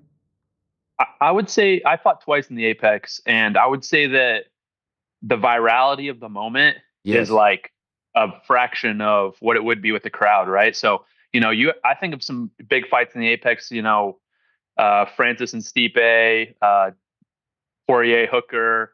Like, imagine those fights with the crowd. Imagine how many viral, clips and highlights and moments there would be from those versus the, no crowd, no reaction. And as a fighter walking in, it feels weird. It doesn't even feel close to the real arena and a real crowd. And it feels like you're just going out there to spar. So I think that it affects the competition. And I would love to see more shows in interesting places. I'm really excited to be in Des Moines and compete in Iowa. I got a big fan base there. A lot of people that, know me, support me, and appreciate me. So wait a second. I feel like when you say this, by the way, is everything okay? Am I back? Yeah. Sorry, my wife just tried to call me. Oh, no problem. No problem. Do you need to take that? No, I don't. I'm good. Okay. I feel like, but yeah, I'm excited to fight in Des Moines. I think they should do more cards in interesting places. I feel like when you say this about your fan base in Des Moines, you're thinking because I don't know anything about collegiate wrestling, that I don't know about your history with Iowa. I've seen the tweets. I've seen you digging. What is going on? Are you like a huge heel over there? Here, guys. This is back in 2022. Guys, I will admit this. Micah Parsons' wrestling is legit. He did much better than most of the guys I wrestled in college. Definitely was tougher to pin than any Iowa wrestler. What's happening here? And I've seen my college record versus Iowa is 3-0 with 3 first period pins, including one in the middle of Carver. My teams were undefeated against Iowa as well. Not competitive. Check the stats. I am Iowa's daddy. This is back in 2022. What's going on here? Tell us the history. Friendly competition, For me, competing in the Big Ten, competing day in, day out against top level programs, it gets competitive, right? I showed up every day for 4 years, put on a Penn State singlet, and I was out there to win. And the Iowa, the tradition of the program, the fire, the drive, the competitiveness is there too. And so there was just, in the past, a lot of different things that just motivated me to want to beat those guys. Those guys were motivated to beat me, and I went out on top after 4 years. Undefeated record and a lot of domination. So I think at the end of the day, I respect Iowa wrestlers, coaches, the fan base. They're an amazing group of people. And I think that, they don't really have a choice but to respect me because I put them in their place a little bit, but it's just all good fun. And I'm excited to go there. And I think that, there's definitely some people that might want to see me lose, but the reality is the track record is pretty solid in the state of Iowa. So I'm looking forward to getting back there and competing. So since coming to the UFC, since graduating from Contender Series, it was 285, 290, 300, 309, always pay-per-views. And I thought for sure you'd be on the Miami card. It seemed like perfect for you. And then we see you on your first fight night. Did they save you for this because of your history with Iowa? I believe so. I think that just the history, the fact that it's such a strong tradition of wrestling. And, I didn't get into the thought process behind it, behind putting me on the card, but I think you can kind of extrapolate from previous data and feel like, it makes sense to have a wrestler there. You have other guys there that have history there, like Jeremy Stevens. And so I think that, they want to put on a show that is entertaining and makes sense and gets people excited. And I think that I'll maybe have a little hate there, but I think I'll have a lot of support as well. Were you okay with that?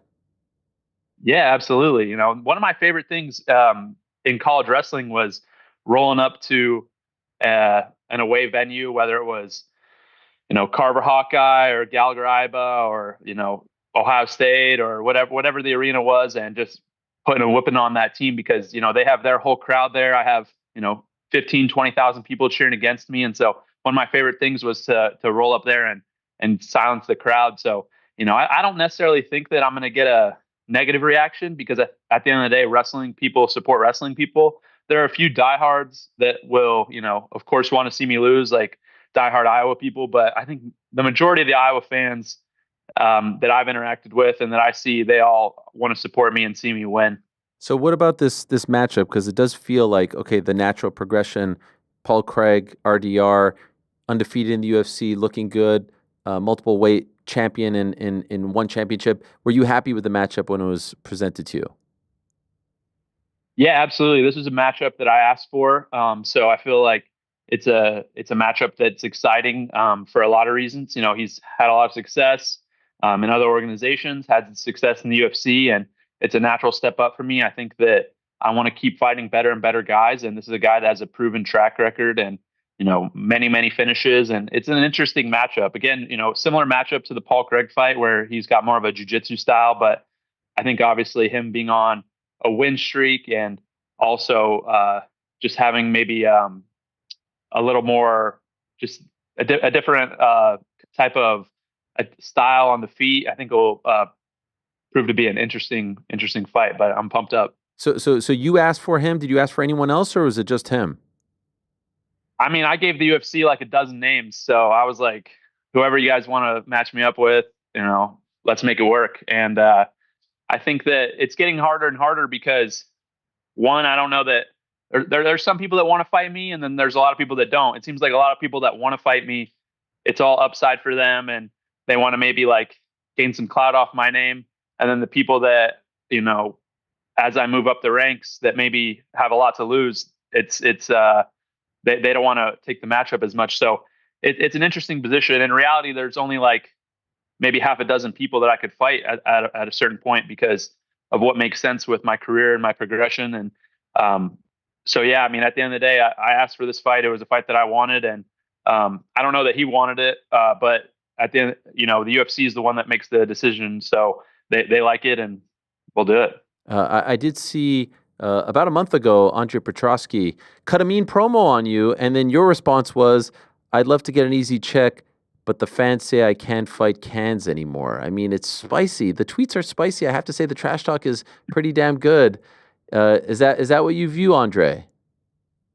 I mean, I don't think that it matters how I view him. Let's look at the stats. Let's look at the records. Go watch the film, and I can say whatever I want and what I believe. But at the end of the day, just go check the film, and I think everybody can make that decision for themselves. I think we're different levels, and not to say that he's not a good fighter. He's in the UFC and stuff like that, but I feel like my career path is like this, right? And I don't necessarily see the same for him. It would be a step down for me to fight a guy like that, and for me, it's not interesting.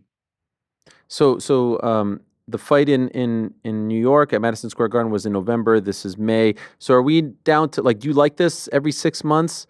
I think there was a time where people wanted to see you even more active than that, but do you feel like this is the perfect cadence for your career?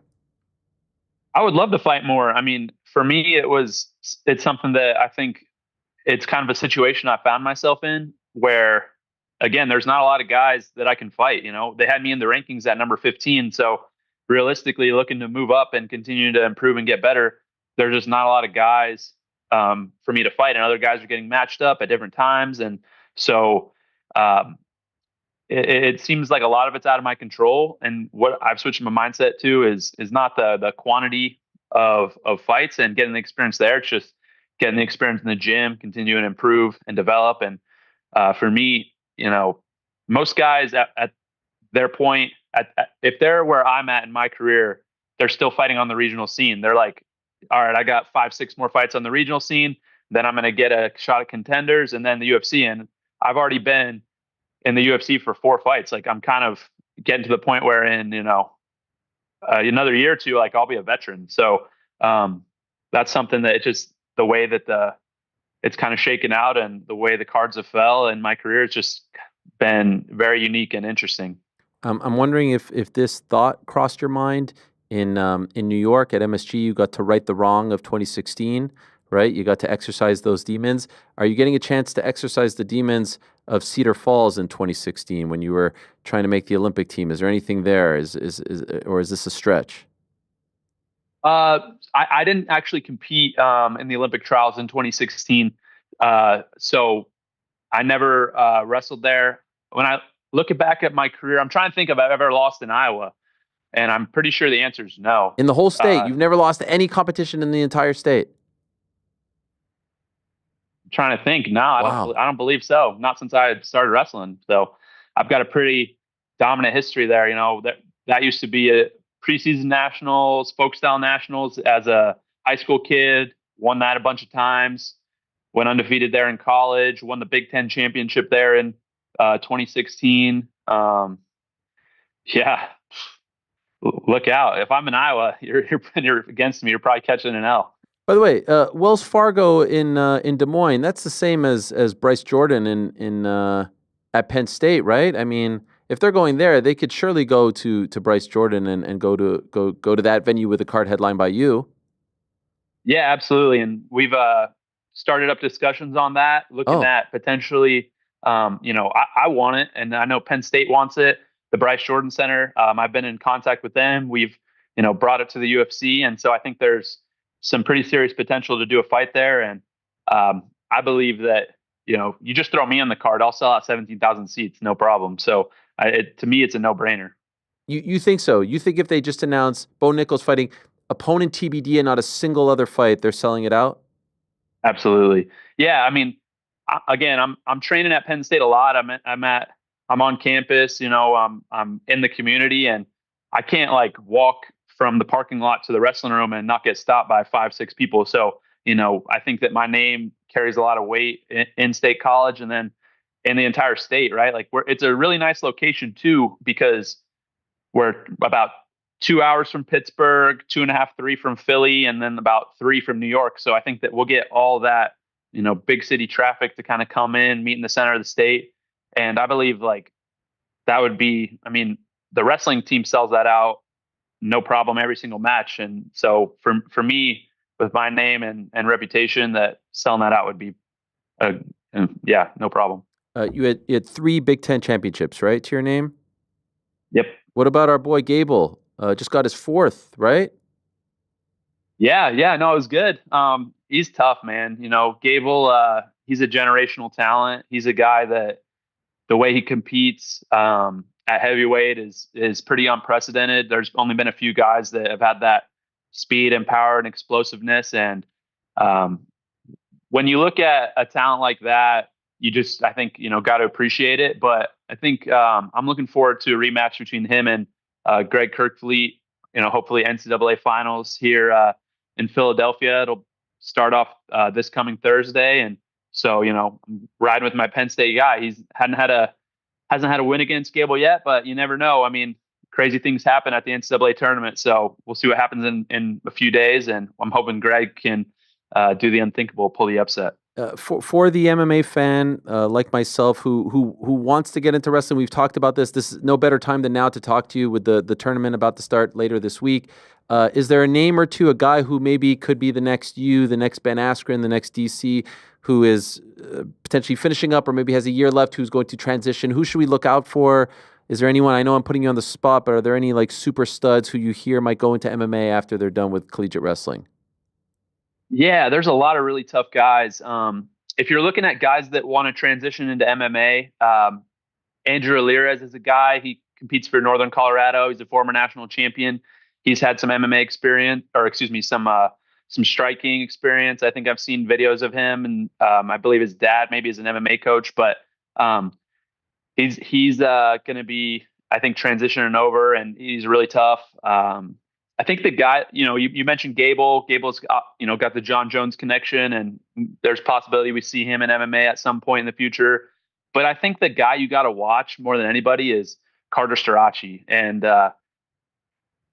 he's the guy that, if you don't know Carter is an absolutely insane individual. He's already won 4 national championships, which is incredible. And because of the COVID year, he got an extra year. So he'll be going for his 5th national title this year, which is it's never happened before, and it'll never happen again. With the NCAA eligibility, you only get 4 years. And so because of COVID, he got that extra year, then timing worked out, and he gets to go for 5. Right now he's undefeated. He's the number 1 pound for pound guy in the country, and he's going to be able to do something this year that's never going to be replicated again. So if he wins this 5th national title, you got to put him at least near the top of the greatest of all time list in college wrestling, because he'll have done something that nobody else will ever be able to replicate. And so he's a guy that I train a lot with. I put a lot of time in. wrestling with him, and he's definitely going to be pursuing MMA in the future. And he spends a lot of time at ATT in the gym, so he's a guy that's just an incredible competitor. And you got to watch it. It's going to be history in the making this weekend in Philly. I love it. And congrats to Penn State, won the team title, right? Am I right? We won the Big Ten, but yeah, you can pretty much guarantee that we already won the nationals. It's not, the tournament, it's not done yet, but with the way that our team works, it's like they're so stacked. There's so many good guys, and so the team race is kind of a formality at this point. Okay, all right. I got ahead of myself. I'm learning. I'm learning, Bo. Yeah, it's good. I you should pop down and watch live. I know. DC tells me it's incredible. It's unreal. So you got 3 days: Thursday, Friday, Saturday. You have the 330 best wrestlers in America competing. So it's 10 weight classes, 33 guys a weight. You're going to see, hundreds of matches over the 3 days, and every round is more and more intense because it's just the bracket style, coming in from the first round to the round of 16, quarterfinals, semis, finals, and it's just like it's an unreal spectacle. There's nothing like it in combat sports, in my opinion, just because of not only the volume of matches, but the quality. You're getting a lot of the best guys that have been doing it since they were 5 years old, chasing their dreams. It's cool. Back to you. I remember we spoke right after the MSG fight, and it felt like the first time in your MMA career you got some kind of criticism. People were starting to they weren't impressed. You're not as good as we thought you were. All this nonsense. Do you remember any of that? Do you keep that? Is this one where you have a chip on your shoulder and you're trying to prove people wrong? Are you using any of that as motivation heading into this one? Not really. I think that it's interesting to hear people's perspective, and for me, I'm internally motivated. I only do this because I love it and because I want to do it. I think that I feel a little bit of fire when somebody, maybe says something negative about me or maybe doesn't believe in me, and it's more like an attitude of like, all right, okay, that's how you feel. All right, I'll keep that logged here and watch this. So. This next fight is going to be the best fight of my career. I think every fight I continue to improve and get better. And the goal for me, again, it's not to beat Paul Craig or to beat Reinier de Ridder or whoever the next guy is. The goal for me is to be world champion, pound for pound, #1 fighter in the world, and dominate the scene for the foreseeable future. So I'm always continuing to improve and get better. And there are going to be critics. That's any great has dealt with that. And for me, it's just part of the journey. I noticed you with Gordon Ryan. What was that like? Oh, it's great. Getting to train down in Austin with Gordon and work with just some of the, Gordon obviously being the best jiu-jitsu practitioner of all time, and a bunch of the other guys that he trains with at his gym is really, really awesome. I love getting to learn new technique and details. That's one of my favorite parts of the sport, is just getting more and more polished and refined and figuring stuff out. And then I think that the more I'm able to master the fundamentals, and learning good, solid fundamentals is just such a key that I can then use those to be more creative and do whatever I want to do in the fight. So learning from a guy like that's a huge honor and a huge opportunity. Reinier never been submitted in his career. Is this maybe a preview of what you're trying to do? Yeah, I mean, I could see it. I feel like that's a pretty realistic outcome. For me, I don't like pigeonhole myself into the fight has to go this way, or I want it to go this way or that way. It's just go out there, put myself in good position, move left, move right, have solid defense, and then everything else will come, right? Whether it's a knockout, whether it's a submission, whether it's just domination for 3 rounds, like I'm there to win. So this is not a game. This is a real life fight that with rules. So for me, I'm going in there with every intention to smash this guy for 15 minutes. And if it's shorter than that, it's shorter than that. By the way, I noticed you were ranked for like a cup of coffee a month ago. Now you're not ranked anymore, but you didn't compete. What was that all about? What do you think? I don't know. I mean, the whole ranking thing is a little weird, but yeah. So, I mean, I get why they ranked me, right? So we had Sharp Bullet and I think another guy ranked, and then they lost. They took him out of the rankings. They slid me in there. But what I would like to hear what you think of that situation and kind of how it all went down. Well, right now you're not there, right? You were Right. 15 for a moment, but there's all kinds of activity. Like, how did Paulo Costa Who move up? slid in? How did he move up, and how did de Ridder slide into 15?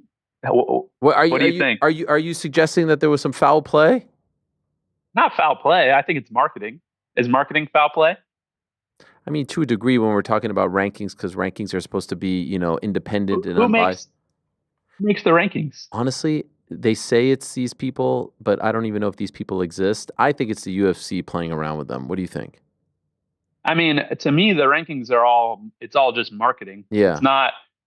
I mean, we've had guys that are number 7 fighting for the title. So Yeah. no shade to them. Like, that's a great opportunity. But what if the rankings are what rankings, then the guy who fights for the title should be number 1, maybe number 2. But like, that's not how it works. So No. to me, it's all marketing. It's all optics. So I think that you can kind of connect the dots if you see I was in the rankings and now I'm not, and now the guy I'm fighting is in the rankings. Why would they do that, right? Like, By the way, I'm not trying to upset you, but this just came through. A good friend of yours with Conor McGregor. Does this bother you? Does this make you? Are you jealous seeing this, Bo? Does this annoy you? No, not at all. I actually, I thought you were his guy. No worries.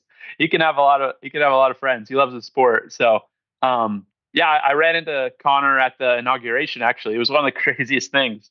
So I was sitting at the commander-in-chief ball with a few people, and all of a sudden I just get bumped into by like 3 people.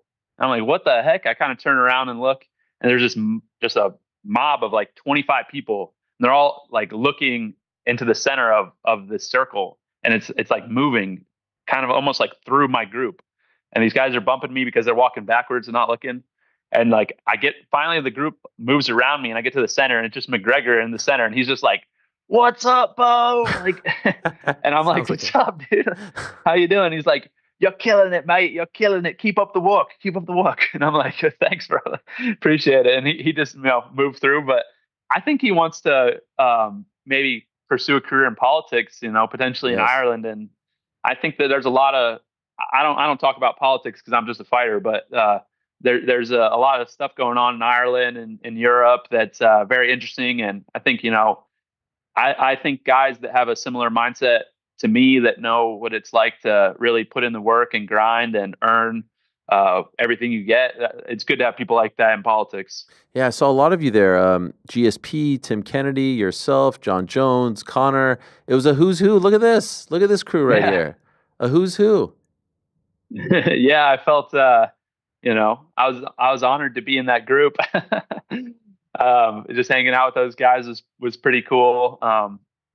Yeah, it was interesting. We didn't really show up together. I came separately. It was a last minute thing, and then I just saw them at the same event that I was at, and I was like, "Yo, what's up, guys?" And so we just hung out, had a good time, and Tim took care of my wife and I. So he was super cool to us, and he knew everybody there. So I was just kind of at a certain point just tagging along with Tim because he knows a lot more people in those circles. I have to say, we do a segment on the show on Wednesday called On the Nose, where I answer questions. Till this past week, I continue to get questions about my appearance on your pod.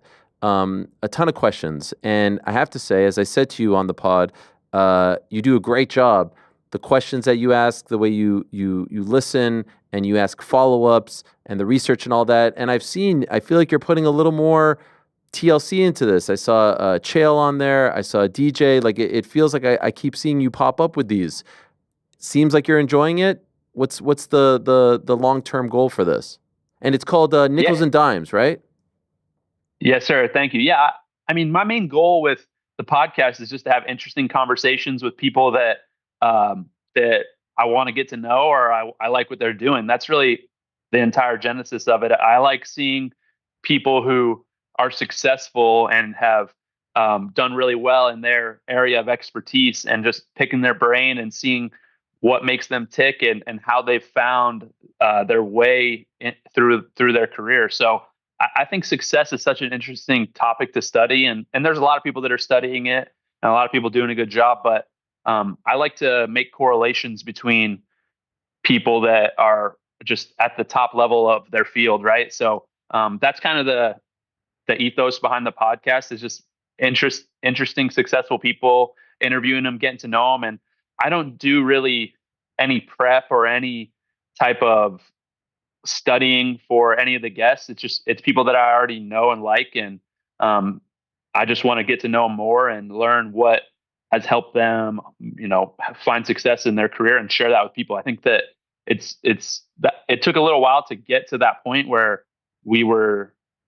I figured out how I wanted to do it, but really it's just about having interesting conversations and learning and growing and being able to share that. It's great stuff. I really urge the audience to check it out. Last thing, I did see you tweet. Someone asked you top 3 MMA wrestlers, and you had Islam Khabib and Khamzat. I feel like you were being Mr. Humble doing this one.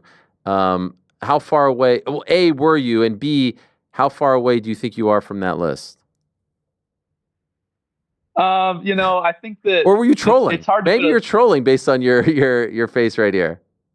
I don't know. Those guys are all awesome. Islam, Hamza, Habib, all super accomplished. They've done amazing things, and you see their style, the way they compete. It's very wrestling heavy, and so I like them. I appreciate what they do. I film study all of them, but there are a lot of greats. There are a lot of guys that are doing really good things right now, and yeah. I think the list is.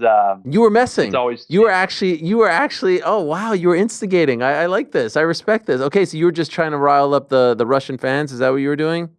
No, Twitter's really interesting because it's like you can say 3 words or 3 names, and you can take that really any direction that you want. So some people could think that I was trolling. For me, those are guys that I respect and like. And I study them a lot. So, whether you think that that's trolling or whether you think that's me just giving some respect where it's due, I think that, you could take it and perceive it however you want to. All right. Fair enough. I like that. I like the little smile. Well, it's great. I'm looking forward to, RDR, former 205 champ. You'll be defending your unofficial 205. You're the uncrowned champ. We're uncrowned here of the 205-pound division after Ankalaev's win. If that's MMA a big one. Yeah, so that's, if I were you, keep the trolling thing going. Show up with a belt, say, here it is. I don't know. If you really think about it, though, it kind of makes sense because it's not like, oh, I beat a guy who beat a guy who beat a guy. Like that's a little far removed. Like you can't really take that for with too seriously. But I beat the guy who submitted the guy. That's like a direct right there. So run with that. Again, I think that you just gotta. It's just statistics at this point. Just statistics, film study, numbers. I'm not even really like. I don't know if I should run with it because the numbers do speak for themselves. Okay. Fair enough. Facts, but I appreciate you calling it out. Thank you for bringing that to our attention. Looking forward to this. My crew is going to the fight as well, so I don't know if there's much to do in Iowa as far as like food or anything, or like great restaurants, or you seem to know the area quite well. Is there any final recommendation you can give to them? I would say I don't know what city it is. But the national. It's I think not the National Wrestling Hall of Fame. It's the Dan Gable Wrestling Museum is there, and it's very cool. So I would check that out. It's like I forget the exact. If you just search Dan Gable Wrestling Museum, it'll pop up, and it's a really cool area. There's actually a little wrestling room in there. I've trained there a few times. Oh wow! But there's a bunch of different cool memorabilia and stories, and they do a really good job of like kind of curating it to tell a story about wrestling and talk about Dan Gable and stuff like that. So I would check that out. Amazing. Thank you, Bo. Good luck. Appreciate it as always. Looking forward to it. Thanks, Ariel. You're the man. There he is, the great Bo Nickal, returning to action on May 3rd against Reinier de Ridder. You see that? I wasn't even invited, and I'm looking out. You see that? RDR. I'm looking out for that. You were wanting him to cut a promo on Iowa. No, you were looking for him to be like, there's a great gas station in Iowa. There's a great gas station over there, and he gave us an actual like great recommendation. A great recommendation. Is it in Des Moines? We'll find out. Oh wait. Here's how far? Oh, an hour 55. Damn.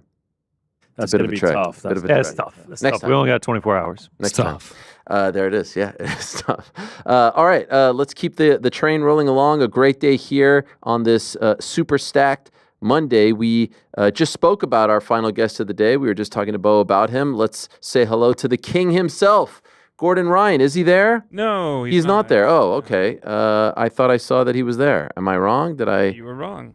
Okay. Oh, I guess I Hey. misread that one. This is probably why you weren't invited to Iowa. They're Wow. like, Okay. Hey, first time for everything, Yeah. Ariel. Yeah. I mean, I kind of Like, hey. thought I read it. Tires up at 8 a.m. You're like, oh, I thought it was 8. Tires up. 7-time ADCC world champion. He is a 3-time world no-gi gold medalist, a 2-time IBJJF Pan Am no-gi jiu-jitsu champion. Some call him the no-gi GOAT. According to Wikipedia, who knows how accurate it is, a record of 157, 9-3. It's an unbelievable record. Just 29 years old. He is referred to as the king. He has wins over Nicky Rodriguez, Andre Galvao, Gabriel Gonzaga, the aforementioned Bo Nickal, Gary Tonin, Craig Jones, Josh Barnett, Keenan Cornelius, and so many more. And we're starting to see him more and more. We saw him in John Jones's corner when he fought Stipe Miocic. We just saw him training with the great Bo Nickal. And if you can make it happen, I'm sure he's not doing it for free. I'm sure he's not doing it out of the kindness of his heart. But imagine getting that kind of training out of one of the greatest ever. And it's a fascinating time for jiu-jitsu because, of course, the UFC has started to sign people. He was commentating the last Fight Pass Invitational. Actually, no, 2 Fight Pass Invitationals ago in December. So there have been some talk about like a tough type of show that perhaps he'll be involved in. So in a matter of moments, as I'm stretching here, because I was ready to go, like I was I saw that. out of I the heard gate, and now I'm like beep, beep, Backing beep, up. I love it. beep, beep, Yeah, beep. this is exactly what people want on the Beep. podcast. beep.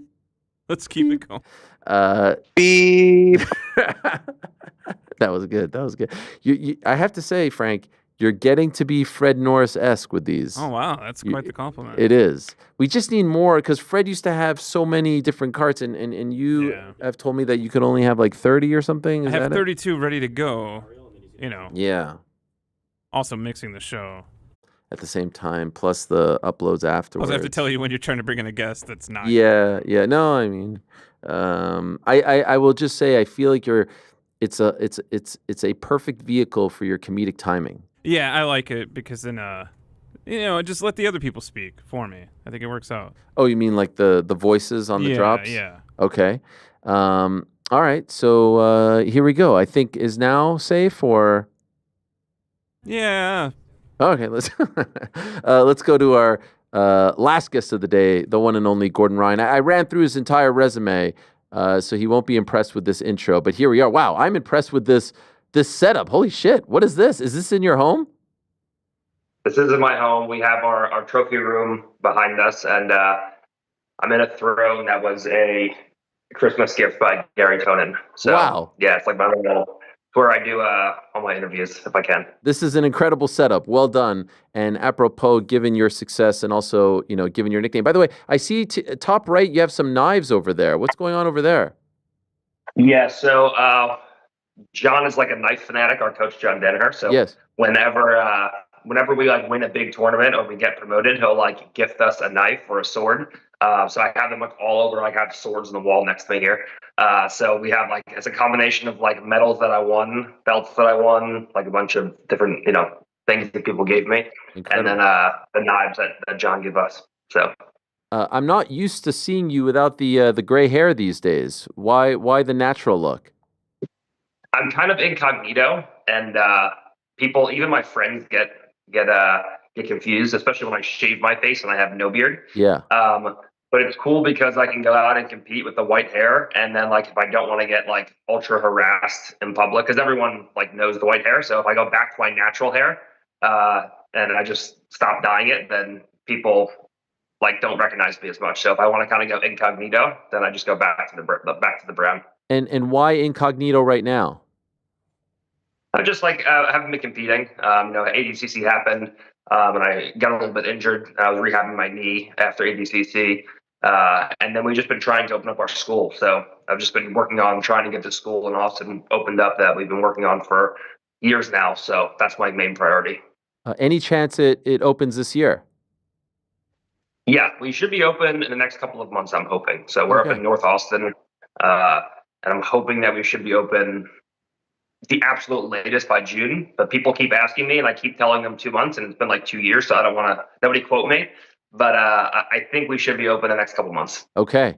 Good luck with that. By the way, we just spoke to Bo Nickal. I didn't really plan this, but you guys were back to back, and I saw you guys training together. What was your experience like with him? Oh, he's the best.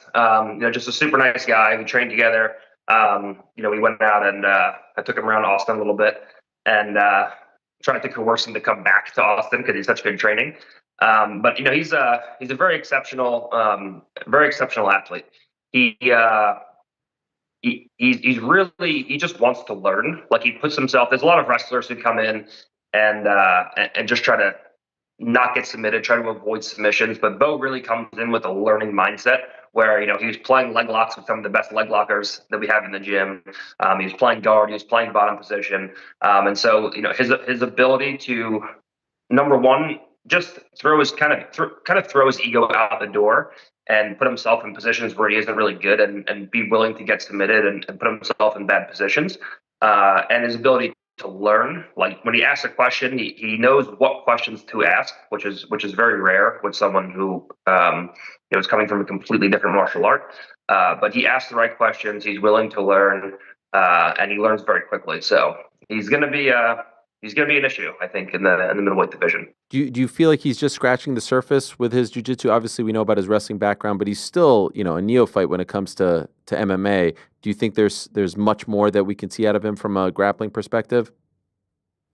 Yeah, for sure. I think that I think even if obviously he has some potential issues with the UFC allowing him to do so, but I think if he jumps into some actual grappling competitions like he was doing before he was fighting in the UFC, just for fun, like it's not gonna.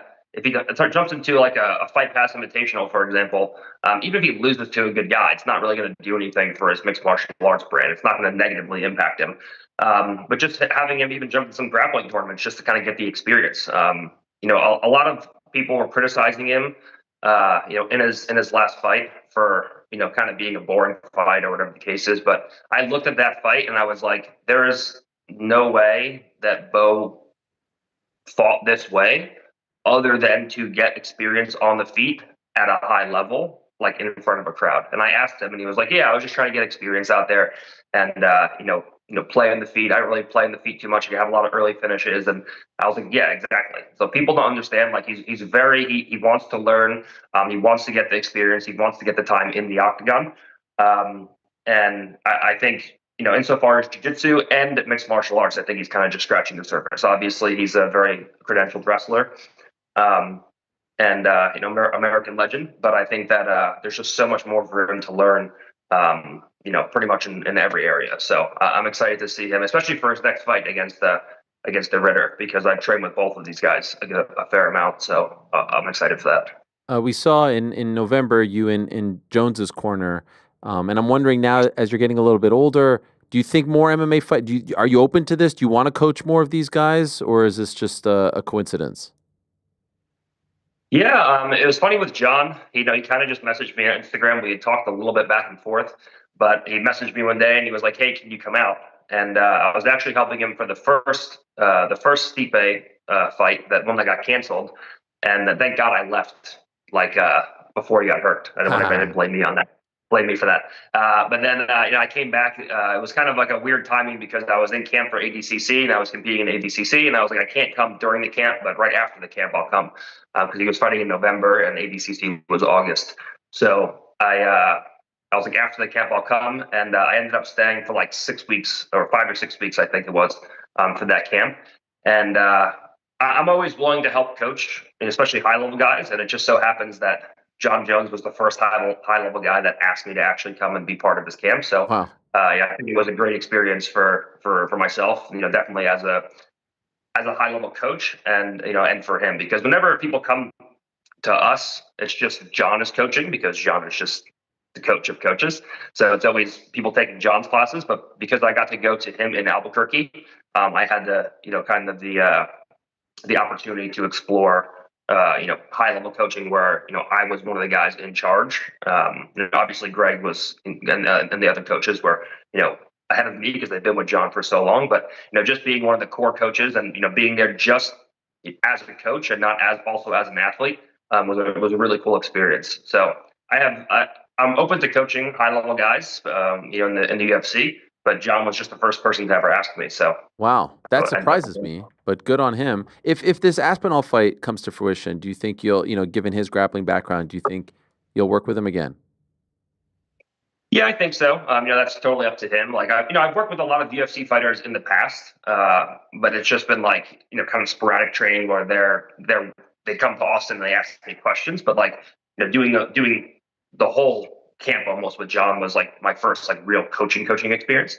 But I think that him and Greg and the rest of the coaches were pleased with my ability to translate my knowledge into his game and work with him the way that he learned. So it would be my honor if he wants to have me back coaching him for I lost my light, I don't know why, but it would be an honor to coach him for the Aspinall fight because that's a real heavyweight. He's a huge guy. He's super explosive. He can finish the fight at any time, and he has good takedowns. He has good striking. So he's definitely a problem. So it would be an interesting problem to solve alongside John and the rest of the coaches. What do you think of Aspinall's jiu-jitsu? He's definitely got good takedowns. He's got decent jiu-jitsu. The one fight I saw of him losing, he actually got heel hooked, and the heel hook wasn't particularly tight. I mean, that was a long time ago, and Tom obviously has gotten a lot better since then. But the one time I did see him actually lose a fight was to a heel hook, and it was not a particularly tight heel hook. So grappling is definitely a situation where I think that we can win the exchanges, especially because John already has a grappling background, and he's very good at putting guys down, very good at mixing everything up, very good at holding guys down. So I think that grappling is definitely a place where we can win the exchanges. But I think that Tom's grappling is up there with the rest of the guys.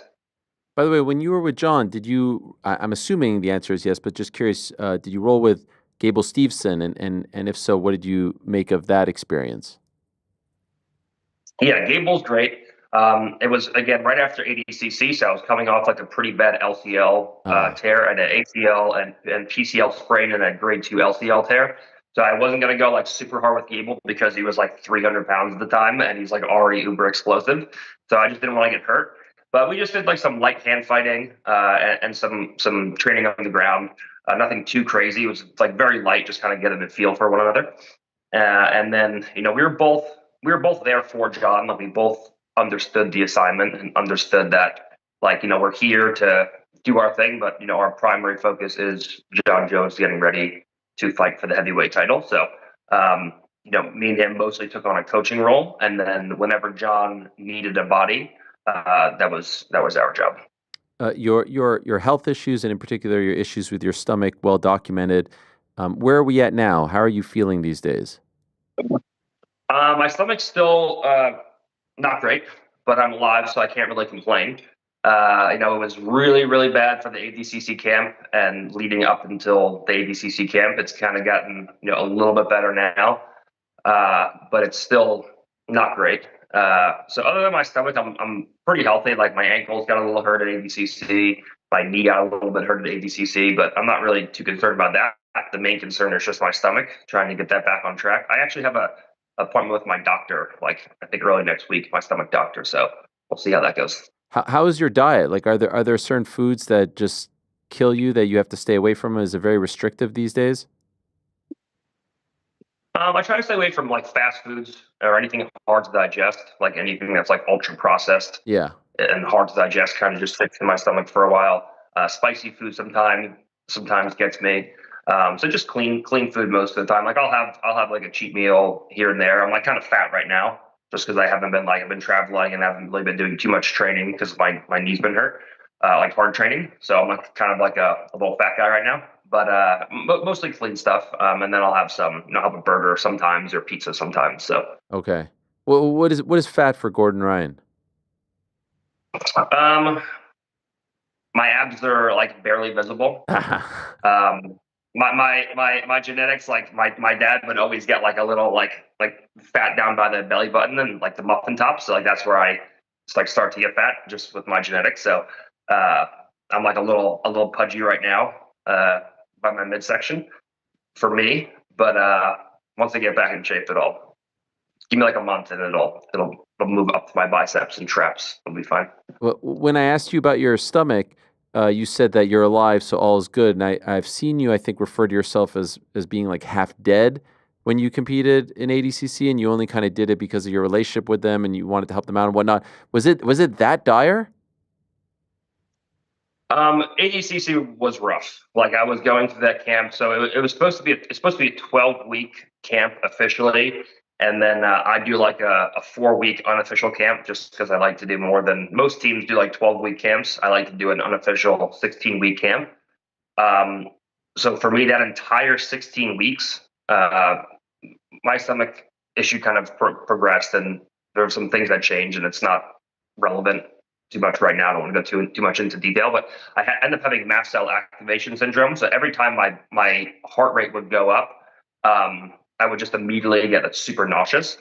So because of that, the full 16 weeks, I wasn't able to finish like one single session going through it. Like either just like I got there and I would drill, and then when I would start training and my heart rate would go up and I'd like start dry heaving and have to stop, or I wasn't even able to drill some days. So it was like the last 10 days of the camp, I messaged Mo and I was like, hey, I'm like 99% sure I'm not going to be able to do this, but I'm going to try. And I just was like, when do you need an answer by? And he's like, well, at least give me like a week's notice. And I was like, okay, well, we have to leave in 10 days to go to Vegas. And in those 10 days, I'll give you an answer. And that 10 days, like I just barely managed to like finish a session and like do like a hard roll with like, one or two of the guys at the end of the class. And I used that 10 days to like get my timing back for my wrestling and like used to be, or just get used to having hard matches. So I basically had a 10-day camp for that ADCC, and I was just dragging myself through it, and I was like, this is just absolutely miserable. And then I was actually going into the match with Penna, and I just like chuckled to myself in my head, and I was like, I have no idea how I'm here right now. But we made it work, so I can't really complain. A few weeks back, you posted something on Instagram, and I've looked at this picture for a very long time, and I still can't believe that. Is the guy on the left actually you? Is that really you? Yeah. So you look completely different.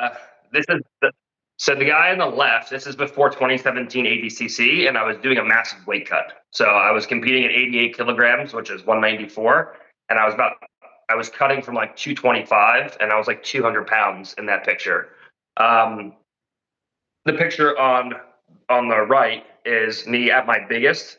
After I got my tonsillectomy, I had my tonsils removed and I had my deviated septum fixed. So I couldn't do jiu-jitsu. My stomach was actually doing like pretty good here. I couldn't do jiu-jitsu, but I could lift weights. So I was just lifting weights and eating. And I was like 245. So it's like a 45-pound weight difference from left to right. Wow. And so are you closer to the guy on the right these days? In weight, not in look. I'm just like a fat 245 right now. Fair enough. Anytime, like there was the whole thing with Mikey Musumeci with the PDs, and your name always gets brought up. Your stance on it now, I saw you respond to him in December, but it feels like anytime someone wants to talk on this topic in jiu-jitsu, they come after you because you're so open when it comes to this particular topic. How do you feel about it these days? Yeah, I mean, I have a full video that I did a breakdown on my YouTube channel. It's just Gordon Loves Jiu-Jitsu, like all my other handles. I did like a 30-minute rant on like PEDs. But at the end of the day, first of all, steroids have been rampant in jiu-jitsu for like decades and decades and decades. Like this is not a new thing where steroids are just now starting to come into the sport. Like the Brazilians have been doing steroids like since the 1900s. It's not new to the sport, number one, and number two, it's not illegal. If you want people to stop doing it, then make it illegal. So people are like, oh, you're cheating this, you're cheating that. It's like the definition of cheating is to break the rules. Like greasing, for example, would be to break the rules. Poking someone in the eyes would be to break the rules. Using PEDs is not against the rules in any of the organizations that I compete in. So until it's against the rules, until you change the rules and make it illegal, people on PEDs, which everyone is on PEDs, and people on PEDs aren't breaking any rules.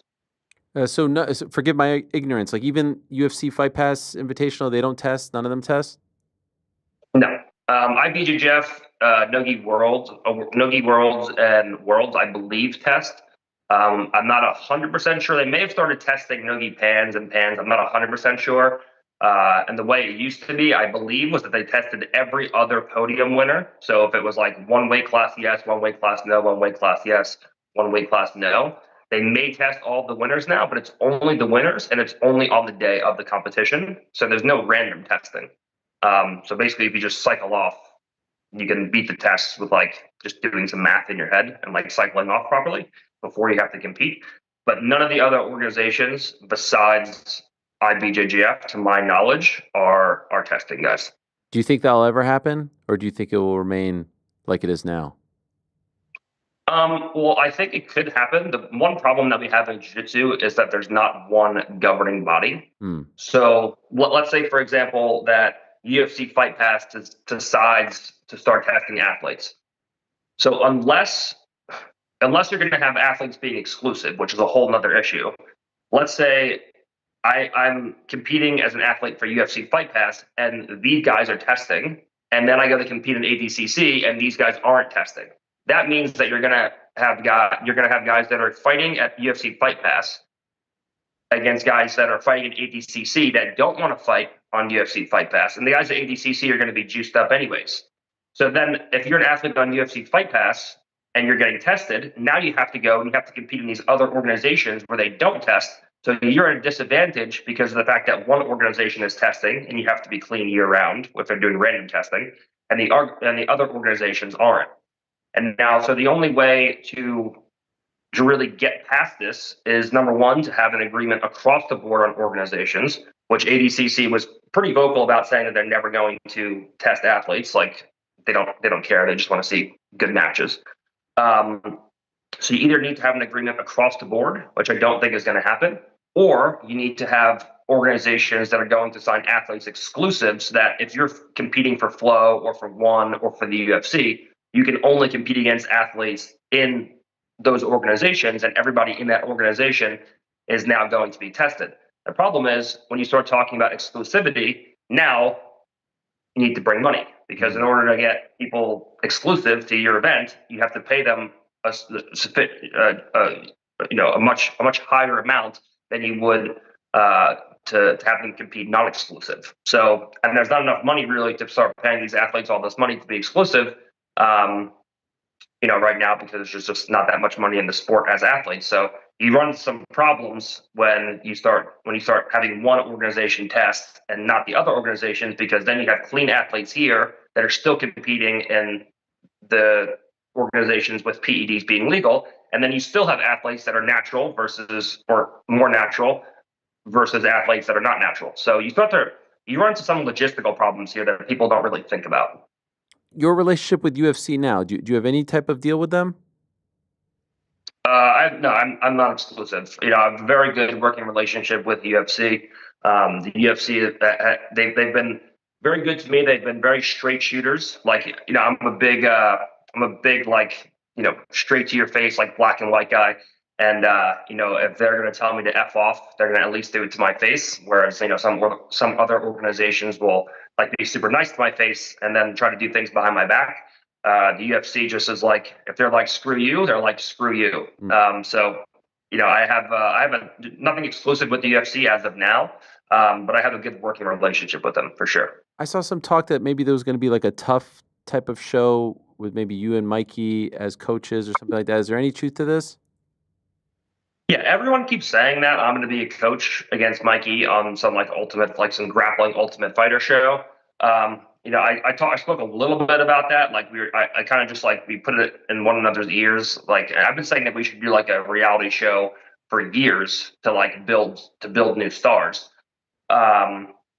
So I've definitely spoken to the UFC about it, but there's nothing set. Like people are talking about like it being leaked that me and Mikey are doing this reality show. I'm not, as of right now, that I'm not doing any reality show against Mikey. So there's nothing as of right now that's happening. Do you have your next match tournament set? Nothing right now. My main thing is I'm just trying to get the school open. Like, we're trying to get mats ordered. We're trying to get like security. We're trying to get the website started. So I'm just trying to focus on getting the school open because it's been way too long. And I just need to get everything set. Like we need to hash out an affiliate program, all these things, which we're going to have. But my main thing is get the school open, get it running, and then probably compete sometime later in the year. Okay. Last Monday, I had Dylan Dennis in studio, and your name got brought up.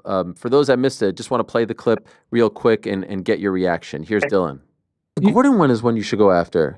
What, in a grappling match? Yeah. Yeah, 100%. If they paid. Why'd you do it? We got big money, but that had to be a big money one because I'm the only one that went to the thing. Is that a fake fucking screen? No, this is the window. I just fucking realized that that's what do you mean? Did you see the sun setting? That's hilarious. What do you mean? It's a freaking window. A fucking crow just came by. Yes. That's not real. What do you mean? You just saw the crow come by. What do you think? We have it on loop? That's hilarious. Where's Connor's picture? That's a great poster, by the way. I always wanted that one. Which one? That Soccer Robin one. So can I be honest with you, Gordon? In the moment, I didn't realize what was happening, and I think you posted it on your story, and I was like, shit, I did get duped here because he did a phenomenal job of changing the subject. And so what is your reaction when you see this? Yeah, I mean, Dylan is always going to be Dylan. You got to give Dylan props. Dylan is like a guy that makes things happen. Like he manages to stay in the public eye, not really having any credentials or skills of any kind. Like he's never really won anything big. Like he won Nogi Pans. Like he was decent at one point in jiu-jitsu. There was always a point where he was competing with the best guys, but he could never really beat the best guys. Like his record at black belt is 18-16. And we always had this kind of beef going back and forth. We competed. We actually had a relatively close match. It was when he was at his near his peak in jiu-jitsu, and I was kind of just breaking onto the scene. We had a match in ADCC 2017, which I won. And ever since then, we kind of been going back and forth. He won't really 100% acknowledge me, and he changed the subject like you saw because he's I guess more famous than me. So if he does acknowledge me, he can't argue with me on facts and statistics. So he just knows that if he mentions my name, if anything, I'll get more popular because of him mentioning me. So I mean, I don't have a problem with Dylan. More power to him. He makes things happen without actually doing anything. Like he's a master of getting himself into big matches and then pulling out or just not he doesn't do anything athletically. And he keeps getting these big matches and keeps staying in the public eye. So, yeah, I mean, I'm nothing against Dylan. He's just he's not a real athlete. So I don't think he'll mind me saying this because when I posted that you were going to be on the program, he responded via DM and he wrote, "Fuck Gordon." And I wrote, "Why?" And he wrote, "You know why?" And I said, "I don't." And he said, "Ask him. He knows I'm the only money fight possible for him." And I wrote, "Where?" And he said, "Any jiu-jitsu league." And so do you feel like that is accurate? Are you staring at a situation where Dylan is the only quote unquote money match for you? Well, I mean, I also have DMs with Dylan. One time he wanted to fight me and I sent him my schedule of where I would be and he didn't show up. The other times I was like, hey, he was talking shit and I was like, hey, do you want to compete? What do you need to compete? And I was like, I can make a match happen. I can get you paid. What do you want to actually compete against me? And he just kind of brushed it off and he was like, you'd be lucky to compete against me. And I was like, okay, man, I don't know what else you want me to do. I'm offered to compete against him. plenty of times, both publicly and privately. I've offered to put up my own money to have my teammates compete against him, in bet matches, things like that. I don't really know what else I have to do. Dylan's is very interesting because Dylan doesn't actually do anything to make money. So unless he's like a guy who like invested in Bitcoin in like 2009, or his family has money, like there's nothing Dylan actually does. He always talks about money and like money fights and this and that. There's nothing Dylan actually does to make him money. Like he doesn't promote. He's got a ton of Instagram followers, Twitter followers, whatever. Doesn't really promote anything on there. And doesn't teach anywhere. He doesn't do privates, as far as I know. He doesn't teach. He doesn't compete. I don't even know how Dylan makes money. But it's definitely not through competing. It's definitely not through teaching. It's definitely not through having sponsors because he has no sponsors. Like the people who follow him are kind of laughing at him and not with him. So they wouldn't like buy anything that's like Dylan Dennis merchandise or anything like that. So I don't really know how Dylan makes money other than his family has money. He does have this fight against KSI coming up next week. Yeah, and he'll make a little bit of money doing that, but I think it's similar to the fight that he had with Logan, where it was like Dylan was just the guy that was there because he like talked shit and can get beat up. I don't think that Dylan and Logan were making nearly the same amount of on nearly the same pay structure, and I don't think that Dylan and KSI will be on the same pay structure. So like it's not like Dylan is like doing one of these fights and then he's getting $10 million and he can kind of chill. Maybe if I had to guess, he's making a couple $100,000, $500,000, something like that. Like it's not an absorbent amount of money where he can just like not do anything for like 3 years after. By the way, that was wild when you showed up. When you showed up to the weigh-ins for his fight against Logan. I don't think we've talked since then. I remember seeing you on the way home, but like how did that all come about? Did Logan just call you that week and say, "Come on down"? Yeah, he messaged me because he knows that we competed and we had some beef back and forth. I actually knew Jake, not well, but I had met Jake and had a dinner with Jake at a mutual friend's house in Puerto Rico. So I kind of knew them through passing, and then and Logan, just found out that like one of my hobbies is to troll Dylan, and he was like, "Hey, can you come down and just like talk shit to Dylan?"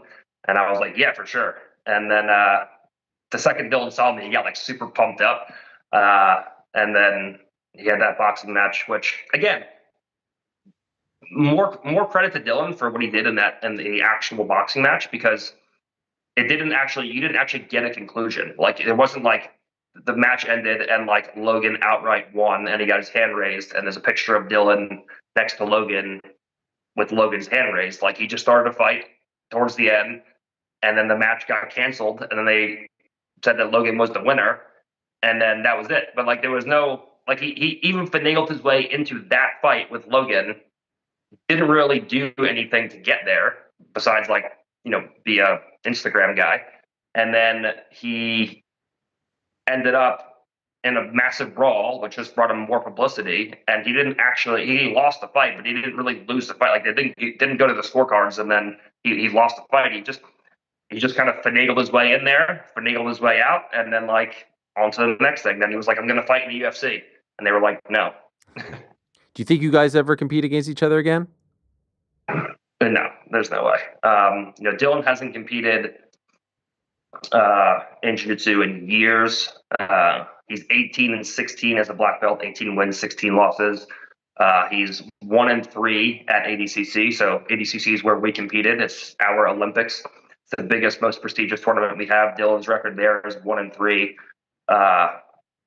Dylan doesn't really have any accomplishments in jiu-jitsu. Number one, to even merit competing against me, but I would just do it just because he's like a funny guy on Instagram who like likes to talk shit and like that's it. It's just like a fun thing for me to do.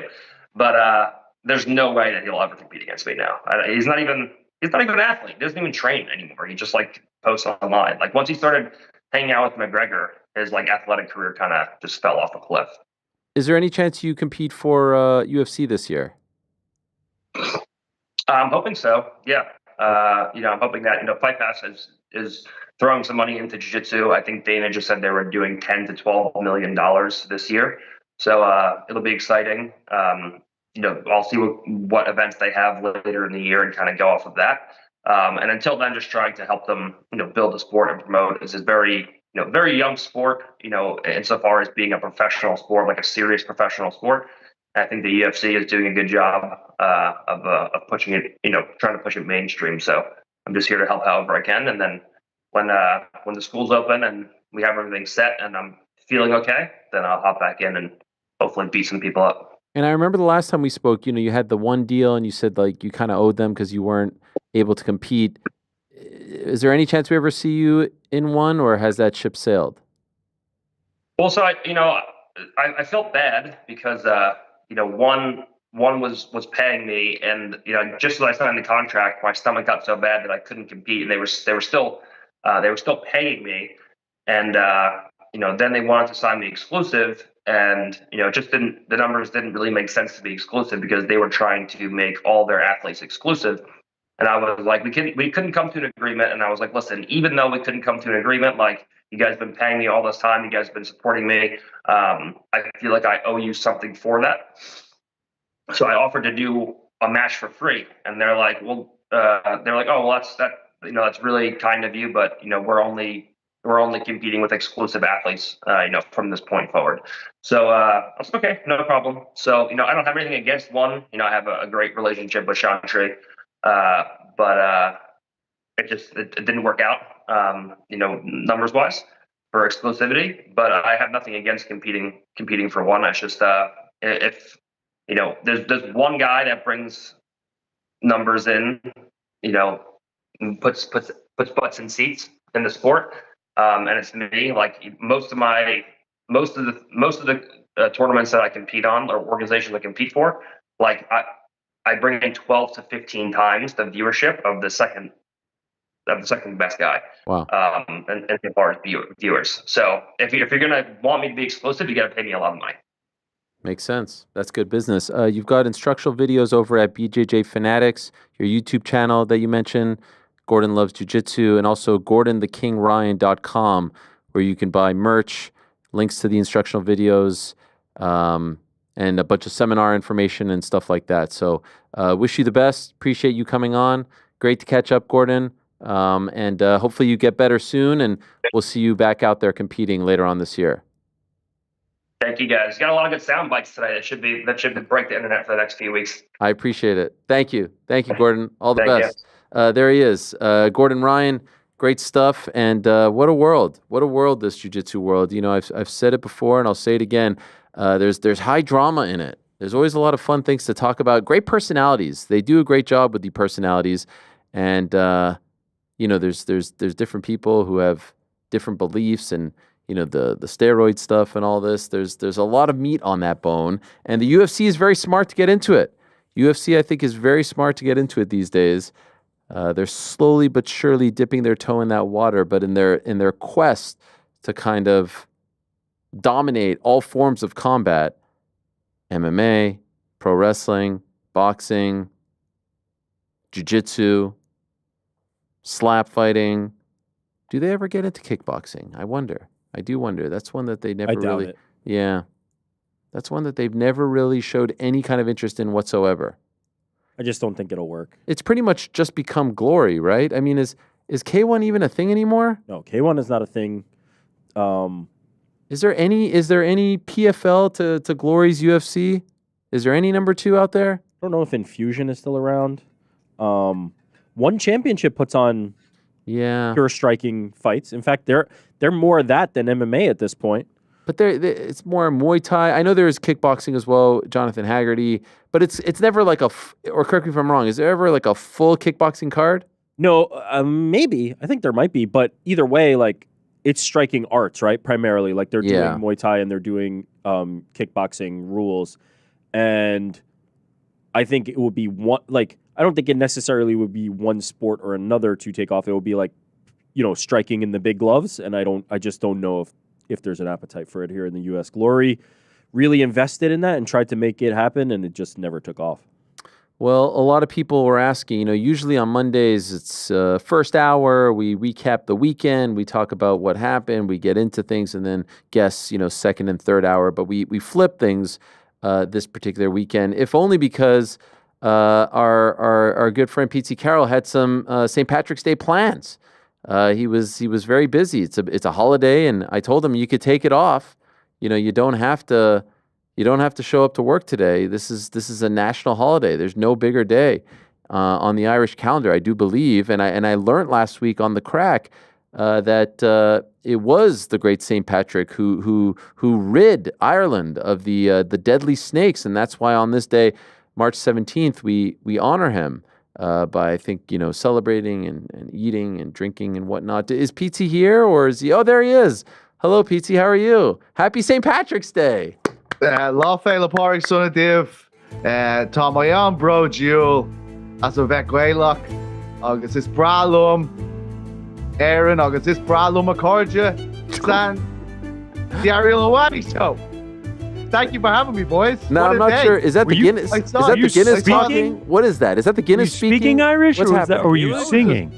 I saw Carty doing it last week, and I said, "Fuck me! If he's gonna come on here and start speaking Gaelic, I better throw out a bit myself." GC, your Italian 90 jersey is beautiful. I was very emotional when I saw it earlier. Of course. The whole set is fantastic, lads. Thanks very much for honoring. It's all for you, the beautiful old country. Thank So you. I will say we set up Ariel with two Irish flags on the desk. He rid them quickly. I've never seen him throw something off the set I was quicker. like, what is going on? I mean, we're American, we're Canadian here. Didn't carry them over. Were the flags a bit bigger? Were the flags a bit bigger than his Canadian I one? mean, look at this. Yeah. Wait, look at this. Look at this homage. Can we get that? I mean, look at this homage. Actually, he is protecting me. The Irish flags were a little bit smaller.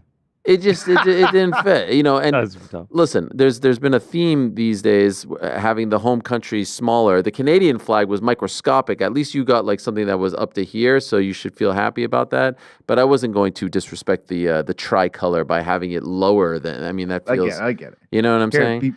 Before we get into the weekend review, lads, really sorry that I can't join you in Des Moines. Obviously, tried to move things around to make it happen. Yeah. But thanks so much for the invitation. And course, thanks for man. the individual phone calls when, I said I Yeah. couldn't go. Then GC called me first. He's like, we can pay. And I was like, don't worry about Yeah. GC. Then Rick called. And I was like, don't worry about it, Rick. Then Frank was like, I'm not even going, but I'd like you to go. But sorry, lads, I can't make it. It's all good, man. No, It's all good. We appreciate you considering it. Yeah. We were heartbroken. No. You're going to have a great time. You're going to have an amazing time. It might be one of the greatest fight feasts ever. Who knows? Yeah. When you tell people you're going to Des Moines, Iowa, it's usually a knee-jerk reflex of you're going to have a great time. Yeah. What timing on the hat there? If I'm being honest, I feel like there's a lot of shade being thrown Des Moines' way. If I were them at the border, I wouldn't accept you guys. I would say go back home. I'll have Yanks. my passport ready. We're number one supporters. Like I said, we've worked our way into a shoot here. Yeah. In any event, PT, I'm trying not to bring up these old wounds. What is life like? And by the way, last week you had Thomas Carty saying, I think he said 90% of the country doesn't speak Gaelic. Is that what he said? And then he backed you up on your claim that Blanchardstown is kind of like the rough part of the hood, right? So and that especially seemed like if you're Thomas Carty, Thomas Carty would knock nearly every single person out on the planet Earth, and he's saying don't come to Blanche. Both hurt me and was also like justified in what I was like, thank God someone's backing me up here. So Paul Hughes' slander put to bed, thank God. I'm wondering, I heard there was some big celebrations today in Ireland, in Dublin in particular, and I'm wondering, is it because of St. Patrick's Day, or is it because the patron saint of Ireland, King Callum Walsh, picked up a big win last night at Madison Square Garden? Which one is it? Or is it a bit of, column A and column B? Yeah, it just rolled into St. Patrick's Day after the celebrations. Obviously, everyone out on the streets here last night after the big win. But listen, a great win for him. And I will say, when he came to 3 Arena, the buzz wasn't here, but this kind of stuff is what creates the buzz. If he came back now, I'm sure he'd sell more tickets. A great win. I'm absolutely devastated for Thomas Carty. How unlucky can you be? Yeah. I saw he posted from his hospital bed today. Look at where he came into. He came into you a day early last week, Ariel. This is a massive opportunity for him. I still think, and I said this to you before, when I saw him fight at 3 Arena, you were there as well for the Cameron Taylor fight. the buzz he created around the event, even at the weigh-ins, things like that. This guy has something, so I'm sure he'll be given an opportunity again. Absolutely devastated for him. I even saw, even the US boxing guys were excited to see him. We even had Chuck, the great Chuck Mendenhall, in attendance, text me about him beforehand. So heart goes out to him. A very tough one to swallow, I'm sure, today. Speaking of Chuck, he wrote a great piece on the show last night. It's over at uncrowned.com. Go check it out. No one does it better than him. I maintain that in all of sports, not just combat sports. So definitely go check that out. Did he write, by the way, Thomas, what the injury was? Because it looked like he blew out his knee there. And by the way, the fact that he was fighting a 400-pound guy, I don't know if that, was it 400 or 300? He looked 400. I mean, it was gigantic. Yeah, he was like 170 kilos, so he's there. I think 189 I think I saw kilos. 407. Yeah, it's absurd. Yeah. Who accepts this? I mean, like that stuff actually comes into play when you're fighting a mountain of a man like that. Not suggesting. This is what I always say when people talk about these fights, like, oh, I'm going to fight this guy and then I'm going to fight that guy. In boxing, like, you could tweak a knee, you could tweak an ankle throughout the flow of a fight and be sidelined for 9, 10, 11, 12 months. Anyway, did he say what happened? Because it looked like he blew out his knee. I'm pretty sure he did blow out his knee. And look, to the point you're making, Thomas is a big dude. Putting him in a fight against a 400-pound guy is going to make him challenge his legs in a way that he usually wouldn't, right? Like, we see him fight guys bigger than him before, and he's put them away. This guy was gargantuan, and Thomas had to be on his bike more than ever, and inevitably that's, unfortunately, was his downfall. It seemed like he just tripped over the ropes when he was trying to evade the attacks of his opponent, so very unfortunate for him. I really, really feel sorry for him. Good for him. All seriousness, what are the plans today? Like, what do you actually do on St. Patrick's Day? Nothing crazy. We woke up today. We listened to a lot of Irish music. We were listening to the Dubliners. We're listening to Sinead O'Connor, Tin Lizzy, Phil Lynott, Rory Gallagher, Van Morrison. We had a full Irish breakfast, and then we drove out to the coast and we brought the dog around the coast. Loads of kids out in all their green, celebrating the day that was. Then we came home, went across my brother's, wrestled my nephew for a good 30 minutes. Ate a ham, cabbage, and potato dinner because it's like all of the colors there. And then, came back to do the show. Elaine's still over there. Drinking the face off. Now I feel bad. No. I wouldn't have missed this for the world, mate. You know that. Before the segment, he was like, I don't know why he hasn't been coming on so late. Like, did I not realize it? I didn't say that. Frank said that. I was like, you're right. said I have no problem. He usually has you on earlier in the day, so you could have had the whole night to celebrate. Now I feel that was not what was said, Ariel. You asked me plenty of times not to come in. If Donald Trump is having his favorite Irishman in the White House, why can't Ariel Helwani have his favorite Irishman on his show? That's well done, well played. We'll get to that in a moment. Can I just ask? No school today, right, for the kids? No school. My niece and my nephew were in a parade through Blanchardstown today. Amazing. And what's a full Irish breakfast? I know what an English is, but what's the difference? I actually don't know the difference between the two of them. It's an English breakfast, but you have Guinness, right? Yeah, no Guinness today. No. Not a single sip. Nothing. No, I haven't had anything today. No, not all weekend. We actually dug up my whole garden over the weekend. I was telling Ariel about this. Not cut out for the old manual labourers, Peter Carroll. It was a trying time. And then I got, just as we finished, the amazing UFC show kicked off. So, at least that picked up my spirits. A mutual friend of ours, he will remain nameless, told me that when he saw you last week, you told him that you, quote unquote, looked great for boiled shit. Yeah, that's right. And you came on the show later that day, so I thought you hit it very well. That was the day after Cheltenham. I was telling Jordan and Frank and Andy before I came on, I was like, lads, I am struggling here. And I got a text message off this mutual friend of ours, and he said, Petey, you all right, man? I saw you had a bit of a session there last night. And I said, look, I feel like boiled shite. And he said, don't worry, man, you look fantastic. And I looked back at the video, and it turns out I did look fantastic. So delighted with that. And look at me now, absolutely fucking glowing. Yeah, you what look a day. Fantastic. You look fantastic. What time to be alive. All right. So, by the way, can I just ask, to be honest, if I asked you, what is St. Patrick's Day? What are we celebrating? Honestly, what is it? I would venture Irish to identity. Say the vast majority of Americans have no idea. Who is St. Patrick? I don't really know. Lad who came over here spread the word of God, I believe. But it's taught to kids, and I was asking my niece about this earlier. I was like, "What do you know about St. Patrick?" And she said he chased the snakes out of Ireland. That's some kind of parable, I'm sure, for something holy or whatever. But it's a celebration of Irishness, and it's an immigrant's holiday, really, because it's become popular in the US, Australia, all over the world, because obviously we had such a great diaspora during the famine in the 19th century, in the 18th century. There was lots of people leaving Ireland, millions, in fact, fled the famine and stuff like that. And then afterwards, recessions, and they took this thing with them, and that's why it's celebrated all over the world. And I think that's a really cool thing.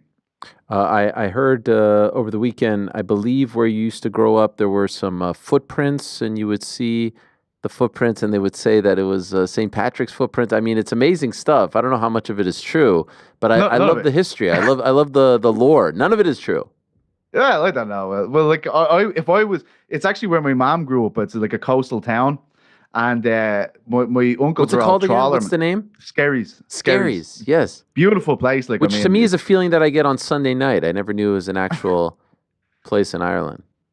I was getting that today. I was boiled shy. The Skerries feeling. Oh no, what did I do? Oh, my life is over. But yeah, it's a beautiful place, and we were taught to swim pretty much in this place called the Springers, where they just throw you off rocks into the sea, and there's a big pothole there. And when they were a kid, they were like, that's St. Patrick's foot. That's his footprint. Like, he stood here once. Now, the thing is it's bigger than this table, so he must have been a giant of a man. But I was told the footprint got put there because he jumped from this part of Skerries onto an island many miles across the way in the sea. So not only a giant, but a giant with fantastic vertical. Could you imagine this man in the NBA? Unbelievable. Wow. That would be something. Well, I appreciate the history lesson, even though the... Listen, we don't need to get into the nitty gritty of it. I thought maybe you'd give us, because last time I was in Ireland, you were like, that yellow door, this patron saint walked out. You knew everything. And now when it comes to the most famous of Irish holidays, you're like, yeah, I think that's the story. I'm not quite sure. I mean, like a quick Wikipedia search could have told us, yeah, I know. But it's the essence. You know what I mean? It's not, you're getting the real shit here from me, as always. Well, speaking of looking like boiled shit, did you happen to hear about New York Rick's weekend? No, I didn't, actually. I'd love to hear about it. Rick, why don't you tell us? Listen, I did hear about it. Sorry. Rick, I thought you weren't going to take this online, man. I'm not at liberty. I'm not at liberty at the moment to speak about what happened. This is incredible. We get a side by side. I mean, it's amazing. Yeah. If only I am not able, under advice of legal counsel, to speak about the actions that led me to this point. I thought you loved Tessa, bro. Listen, I just said I am not at liberty. That's the best part. I have been advised by legal counsel. I cannot. It's just the facial hair is just a little different. If it was honestly, and the hair kind of froze out a little bit too much. But it looks like Rick's little brother. If I let my hair grow, it's there. And also the patchiness of his beard is like perfectly mine too. Like it's quite jarring. Wait, Jordan, can you do like can you keep like a semi-opaque up, and I'll just like go onto it? Here we go. Wait. That is incredible. It really looks like your younger brother. Yeah. That is unbelievable. His younger brother that's pissed that his older brother has a Tesla. Yes. Listen, it's a family affair. We're not going to discuss these things. It's a private matter. And thank you for respecting our wishes at this time. For those wondering, that is allegedly Daniel Clark Pounder, 24 of James Island. Name. Pounder. Of South Carolina, who was arrested and charged with arson for throwing Molotov cocktails at a Tesla charging station. Is this a thing that people do now? Yeah. I feel like the Tesla backlash is coming, you know? All right. Shout out to DCP, man. Speaking of which, you alluded to this, Pete, but Conor McGregor at the White House today, and it wasn't, it wasn't just, I'm going to meet with, like we had Bo Nickal on, he's at the inauguration. Like he's in the press briefing room. Like this is C-SPAN footage. It's wild. He's at the dais, man. He's at the dais answering questions. It's wild, and he's talking about the state of the country, immigration. I mean, look at that. There's people standing around who I presume are members of the press. There's a press secretary. Press secretary right to his left. Later on, hanging with the president of the United States, Donald Trump. What has in the been Oval? Yes, in the Oval Office. What has been the reaction to Conor McGregor's visit to the White House? It's not been very good, lads. I'm not gonna lie to you. Obviously, we have parliamentary people out here who aren't Ireland's favorite people by any stretch, but they're obviously very upset about it. What are they upset about? Because like any celebrity can go visit the president. So what are they upset about? Well, I think it's his delivery of a message from the dais about the state of Ireland, which he's not incorrect about, but I think it does feel like a great PR win for him. I'd say like a huge moment for him. But I think the Irish people don't really like the idea of McGregor being a spokesman for Ireland. Him there to represent the Irish people, I'd say, is probably their issue with it. It seems like I don't think you need to be like some sort of like, detective to figure this out. It seems like he is considering a run for, some sort of seat, some sort of role in politics in parliament. Is this possible? And when is the next election? I think current president, which you have actually no power. It's a symbolic position here. Like they don't really. Is there a prime minister? There's a Taoiseach, yeah. Is it like England? Yeah, that would be our version of a prime minister. Yeah, that's correct. Are there elections for that? Yes. Yeah. And when is that what he's wanting to run for? Because it seems he seems to be talking to an American audience about a presidential run in Ireland. Okay. That seems to be what's happening here. I've told you this before. The view of McGregor in America and in Ireland is very different. And I think that's probably why people have an issue with this in terms of like him being put forward as this great redeemer of the Irish people or something like that. I think that probably rubs Irish people up the wrong way. But like if you're Conor McGregor, this is perfect. I mean, what's being said about Conor here since November, obviously when he's felt liable for sexual assault in a civil court here, like something like this changes that dramatically. Like they're no longer talking about that. They're talking about why is Conor McGregor with President Trump in the White House? Why is Conor McGregor up here speaking about these hot button topics in Irish politics? I think it's a good move for him in that regard, honestly. And so, and there you have it. Look at that crew.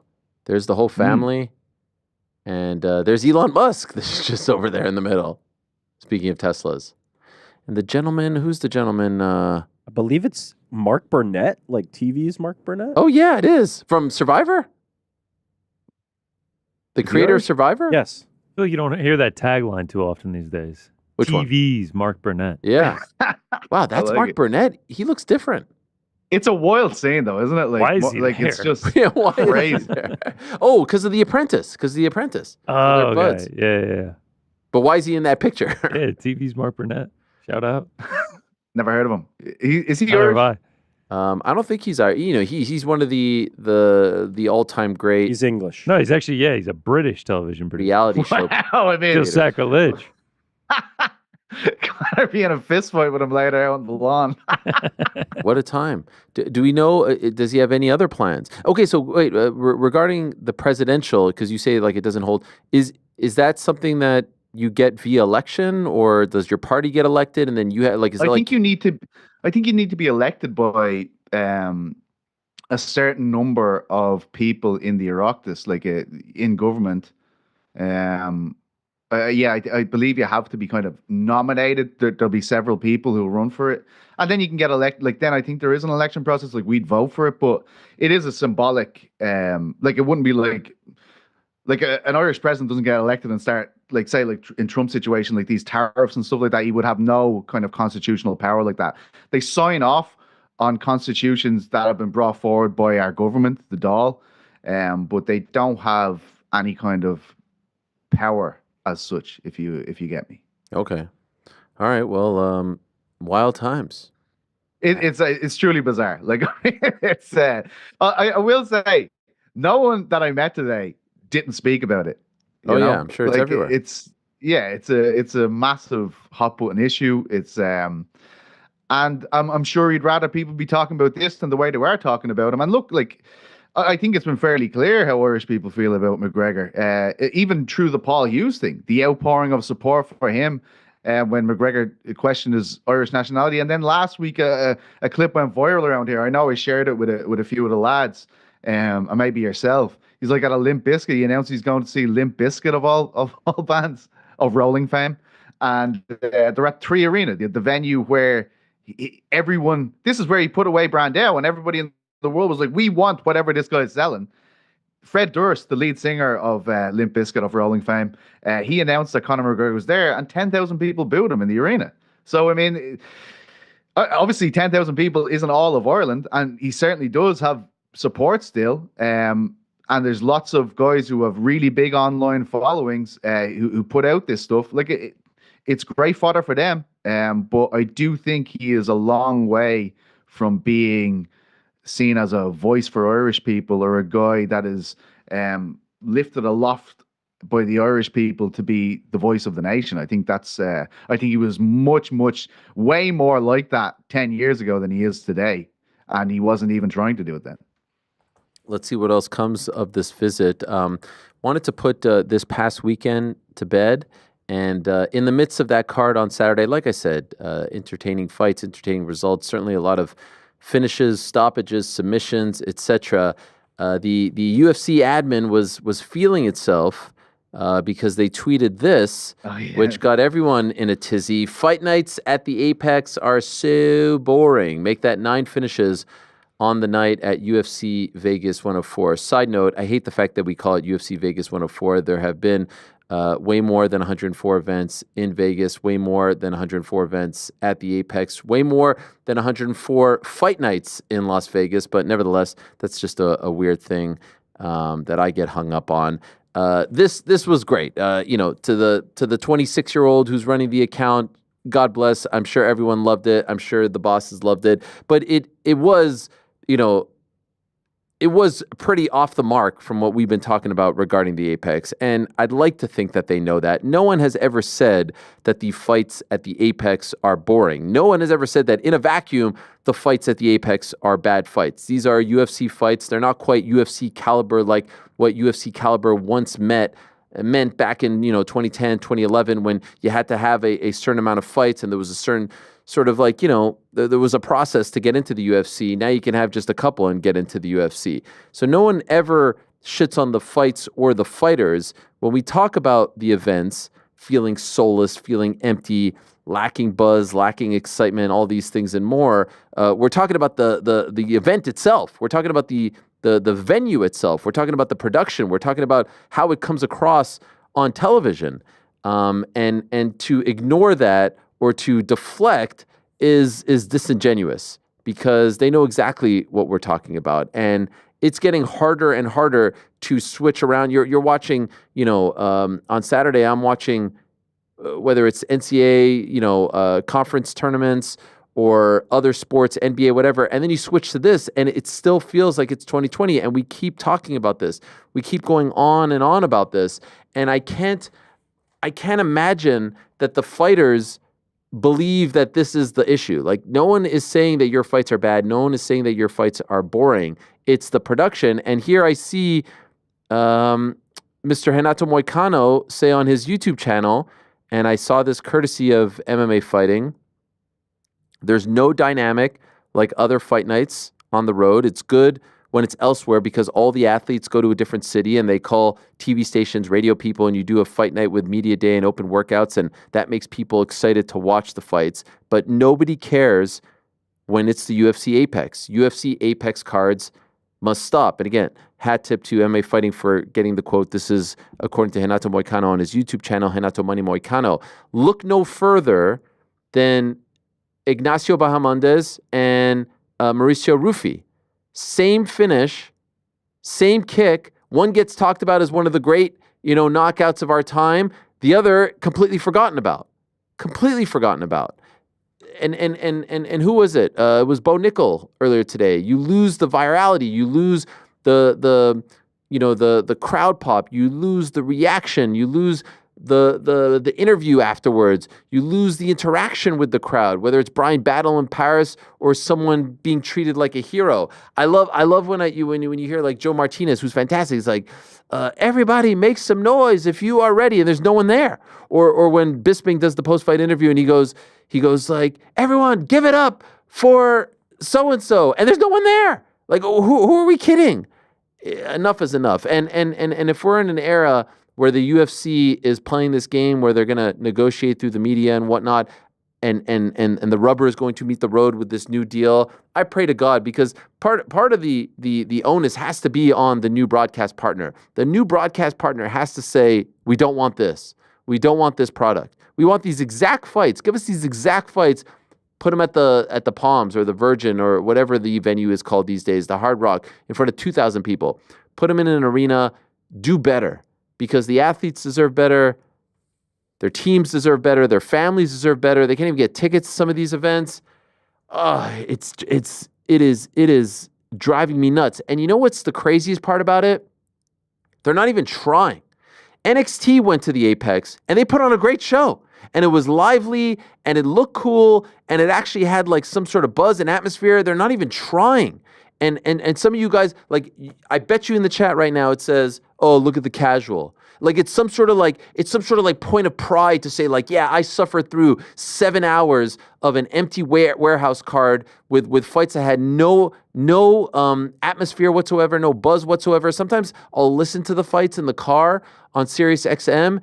And it is unbelievable. You can hear the corners. It sounds like a sparring match at a gym. And it's like this point of pride, like, you're a casual if you don't appreciate that. If you don't see the joy in watching pure martial arts, you're a casual. Fuck off. This is not the major leagues of MMA. This is not the major leagues of sport. I'm so freaking tired of it. And luckily, we don't get it this weekend. We don't get it in Mexico on March 29th. We'll get it a few weeks later with Lerone Murphy and Josh Emmett. But please, God, if I could just ask for one thing as it pertains. I'm done with unions. I'm done with revenue sharing. I'm done with all these things. We've talked about these things until we're blue. They're about to sign a deal worth billions of dollars, and the fighters aren't even going to bat an eye. They're not even going to think twice, as they're getting 0% of that, and all the other athletes are getting 50% of that. I'm over that. We're done with that. Please, for the love of God, MMA gods, TV gods, streaming gods, whoever you may be, please make this come to an end. Please, I beg of you. Enough already. I never thought it could get worse than the fight nights on FS1 or FS2 that would start at 10 o'clock and finish at 1:30. Do you remember those days? How awful those days were? Every fight night used to start at 10 p.m. and they would stretch them because they had no other programming to show on Fox, and it would go to 1 or 1:30 a.m. Every single one. Week after week after week after week. I never thought it could get worse. We're now worse. We're now worse off. This is awful. This is awful. And Dolice and Chidi and Jokuani and all these other guys deserve way better. And if you are a true fan of MMA, you recognize that and you demand better. Tired of it. Tired of it. So they thought they were cooking with that tweet. To me, it just looked like they were either like blissfully ignorant or I don't know, missing the whole point. I don't know what it is. And what's the Drake reference? What are we doing? I missed that one. What does that mean? What is I think Drake? that might just like match the what is it from? What's the meme? Text theme thing of it. But I don't Drake? think it's like Drake specific. I think it's just the No, I know, but what's there's a connect, there's some like thing there. What is he, what's the meme there? What's It looks the like he's Drake saying meme? He's doing like the ooh. Oh, it's not Drake. It could have been anybody. No, I know it's not Drake, but like what from that? I didn't So get you're saying is it's not really Drake. I get that. I Well, get it is that. Drake. It is Drake. Oh, He's just saying ooh. Yeah, he's calling out all the people that don't like the Apex. I like you don't understand it because I think it's a tacit acknowledgement of like, yeah, people say this. If I was the UFC, I would never acknowledge that people say this. I would never talk about the fact that people are saying this. You are now acknowledging that people say these fight nights are boring. I would have never even addressed it. I don't know what the. But again, I don't even know if it's is. accurate to say boring. It's not boring. It's what you said, which is the atmosphere is complete soulless. dog shit. It's zero. It's nothing. Soulless. It has The no fights are feel. They're great. Worse than that, though, it's a tiered structure where we know that these cards are going to be full of Dana White Contender Series fighters, and they're not going to be high-level MMA, especially at the bottoms of the cards. So you're acknowledging a lack of quality amongst the cards. People don't say the cards are boring because two fighters of any level, if they're equally matched, if they're equally matched in terms of skill level and kind of a station, it can produce an exciting fight. Like you can find a more exciting fight between two low-level guys versus two high-level guys, right? Magomed and Alex Pereira are very high-level fighters. It was not a great fight. You can find a great fight between two guys who are never going to sniff championship status. It's not about boring or not boring. It's about quality. And these cards are not good, quite frankly. They're pretty poor quality in terms of what we used to get for fight nights. And so it's that. It's quality and it's atmosphere. It has nothing to do with boring or not boring. And the UFC could put on better cards. That's what I'm saying. It's quality. This idea that like, oh, we have to put on a certain type of card because it's at the Apex is total hogwash. It's bollocks. It's not true. They could put on any card they want. They have the deepest roster. They've got names. They've got resources. They could do whatever the hell they want. They are choosing to do it this way. They are choosing to do it this way. They are choosing to put on a card because they don't have to sell a single ticket to these. They don't. How you don't see this, and again, just look up history. Go to pre-2020 and look at how many shows they did, and look at where those shows happen, and compare it to now. It's the same amount of shows. Same amount. Nothing's changed. We actually, Connor and I looked at this on Thursday. Starting in 2014, they've done 40-plus shows. It's been like the same number since then. It has nothing to do with the Apex. Fox deal. The Apex has nothing is to not do with giving the them the ability to do that. No. There's a correlation between the lack of card quality and the Apex, but not a causation. As you said, it is not because they are at the Apex do we need to have lower-end cards. The reason we're having lower-end cards is because they are replacing all the low and middle-end talent with Dana White Contender Series guys and girls who are on very low contracts, and all they have to do is keep churning that over and keep feeding that process, feeding that machine, feeding that mill, and they bring them in, and then once you advance to a certain level where your contract's no longer worth being able to keep you in that like replacement level talent, you don't have to stay, and then they get rid of the middle. So it's by design. It's a business move. It's good for business, but is it good for viewership potentially? Oh man, and our saving grace is this new deal. And so look, okay. Brass tacks. Yeah. Do you anticipate anybody actually holding the UFC's feet to the fire in terms of quality? If it's ESPN, I don't have high hopes because I could tell you, even in the pandemic, I was complaining about the Apex. And this is when I was working there. And I had a discussion with someone who was pretty high up and saying, we don't criticize the pandemic, we don't criticize the Apex around here. The Apex saved our jobs. That's the truth. The Apex saved our jobs because if there wasn't an Apex, we couldn't put on these fights and the sport couldn't keep on going. That's the general sentiment. Now, perhaps things have changed. I don't know, 4 years later, perhaps. But if it's ESPN, it doesn't seem like they seem to care. Let's separate the Apex for a second. Yeah. I'm talking quality. I'm talking card quality. As a point of reference, we just saw that report that we were talking about earlier, right? These pay-per-views are no good. They're not selling anything. Well, there's a way you can sell more pay-per-views, right? And that is by putting on better quality cards. If you have that Alex fight, and then maybe you put Volkanovski under that, and then maybe you put, you can stack the deck and you can have better quality pay-per-views.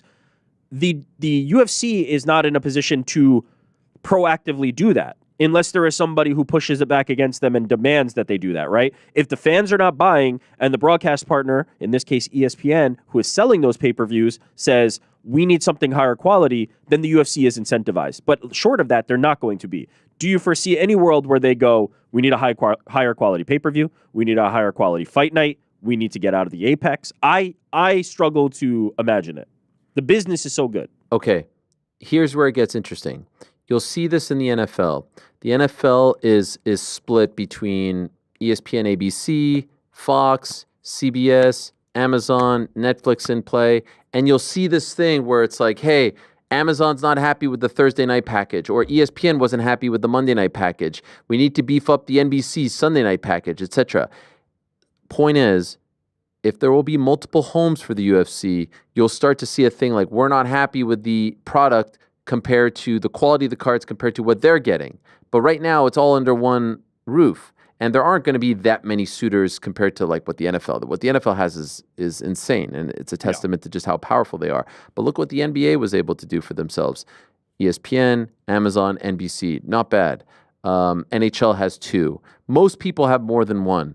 And so Isn't it crazy how competition could actually lead to increasing the quality of something? That's yeah, I mean, and what the a novel competition, concept, the competition honestly. ain't coming from the PFLs of the world. And by the way, there's a great correlation. Like some of the most boring periods, stretches of time in pro wrestling history was like the 03, 04, 05, 06. I mean, this is just me speaking. That's when I kind of like lost interest in it. There was no competition. There was no pushing them. AEW comes and look at what happens, right? AEW deserves a lot of credit for the resurgence in WWE because it made them, in my opinion, up their game. There is no one threatening the UFC right now. They could yes, but in this case, we're talking about competition amongst the broadcasters. Yeah, so the only hope that we have is competition amongst the broadcasters who say, you're giving them better than us. We want better. We don't want the Apex cards. We want UFC Mexico. We want UFC London. And how that whole thing is going to break down, I'm not quite sure. I don't think anyone knows. We certainly don't know because we're still in that negotiation period that's exclusive to ESPN until April 15th. But that's our only hope. And there's a chance, by the way, that they just re-sign with ESPN. ESPN's very happy. UFC is happy. And we're going to get the same old thing. Why change something that's going seemingly well for everyone? Who knows? But that's my wish, that they finally pull the plug on this. Again, Contender Series, tough. It's actually perfect for those. But we have seen what WWE did with NXT. Same venue, same configuration. It's the same type of ring, cage. It's all the same size. You can spruce it up, but they're not. They're not sprucing it up. I mean, logic would dictate they're getting paid one amount now. That number is going to be exponentially more. Certainly, they could reinvest that money that they're going to be getting, that extra money, and put it into the product and make a higher quality product. Certainly. Maybe up the bonuses. Oh, I'm kidding. I don't think there's a chance they do that. I was going to say they're not upping the bonuses. All right. Yeah, revenue shares. Yeah. Share the revenue. Up the bonuses. Yeah. We got a good stew. This is going to be great. This is going to be so cool. It's going to be a whole new day. Yeah. Can I just say, as a European fan, it's absolute torture. I can't imagine. Waiting for GC's leg of the parlay to come through. That's the only reason I stayed up, man. That was it. We were having a bit of crack in the group. And he came through, baby. Come on. We're back. Look, the team effort, by the way. I mean, should we talk about the H-Dow, by the way? Listen, H-Dow back. I wasn't going to say, but yes. I was back in. It was good. It was good for all of us. It's absolute like there used to be a real and look, I'm sure there still are a lot of Europeans watching the Apex cards. I find myself watching them, even though I deliberately said to myself I wouldn't last year. I still happen to watch an awful lot of them, vast majority. But there used to be kind of a real kind of feeling amongst the European fans. You could see them all together kind of talking about the experience of watching these through the nights. A big drop off. You don't see it anymore with these Apex cards. They don't feel like the product is worth it at this stage. You'll just sleep and wake up in the morning and check out the results or something. But I've noticed a huge drop off because of them. Sorry, go ahead, Rick. I was just going to say, I think it's important to acknowledge that I think this is by design, right? I don't think this is an accident. I don't think it's like oh God, you guys don't want to stay up and watch these cards anymore? The UFC doesn't care because there's enough people who will stay up and watch, and there's enough people on ESPN Plus who are watching, and so they can continue to churn this out, and they don't care if Petesy Carroll stays up. They're like, okay, we've got a few million over here that are going to be watching all right? it. Jesus Christ. Sorry, Petesy. Fucking hell. Don't isolate me like this. But the Petesy Carroll, a few blocks over, they don't care. The business is so good right now. Care. They don't have to think about these things. They don't have to care if you're tuning in or not. That's dangerous terrain. I feel like that's dangerous terrain. I feel like what Ariel's saying here is like, I don't know how the fuck it would happen. I don't know where this competition comes from, but it's when people start taking liberties with their fan base that it eventually catches up to them. I don't see it catching up to them anytime soon. As we always say, they're absolutely killing it. They are leaps and bounds, years, decades ahead of any competition they have. But it just feels like everything we're mentioning, revenue share, all this stuff, it's beggars belief how it's continued for so long. When every other sport is coming along, you have these lads wanting to jump into boxing. How do they answer that problem? We'll just take over boxing. It's unbelievable. As a business model, how could you complain? but it is taken away from the enjoyment, I feel. And we've talked about the pay-per-views not being what they used to be. We've talked about the fight nights not being what they used to be. I did see a report last week talking about pay-per-view numbers. I haven't looked into any more than that, but it just doesn't seem to be affecting them at all. Well, consider a point Ariel has always made, and I agree with it, and it should be continued to be restated. UFC is much more similar to WWE than traditional sports. Imagine if the NBA commissioner said, you know what, Los Angeles, you're going to lose 10 games a year, and we're actually going to just put them in a bubble. Well, no, because the team owner, in this case, owns the arena and needs to pack that arena, and you need to travel there to do the games. These venues, they're benefiting from when the UFC comes to town, but the UFC is under no obligation to go to everywhere. They can just host these fights for free in their apex and continue to make money on the back end of it and keep costs low. It would never float in other professional sports because those other teams are part of the ownership and have stake in the league and its success, and they need people to come to their arenas. If I'm one of the owners in Los Angeles, New York, Philadelphia, we need to collaborate in some certain regard because now we need to have people traveling around the country, teams coming to our arenas, and we fill it. The UFC doesn't have any obligation, nor do they have any pressure to do so. They are a one-man band, and they can go and do whatever they want to do, the same way WWE can. I think they will be a little bit protected from some of this broadcaster competition that Ariel is saying because they have so clearly tiered the product. The pay-per-view people will know what the pay-per-view looks like, and the fight night people will know what the fight nights look like, and they'll kind of just have to swallow it. But maybe.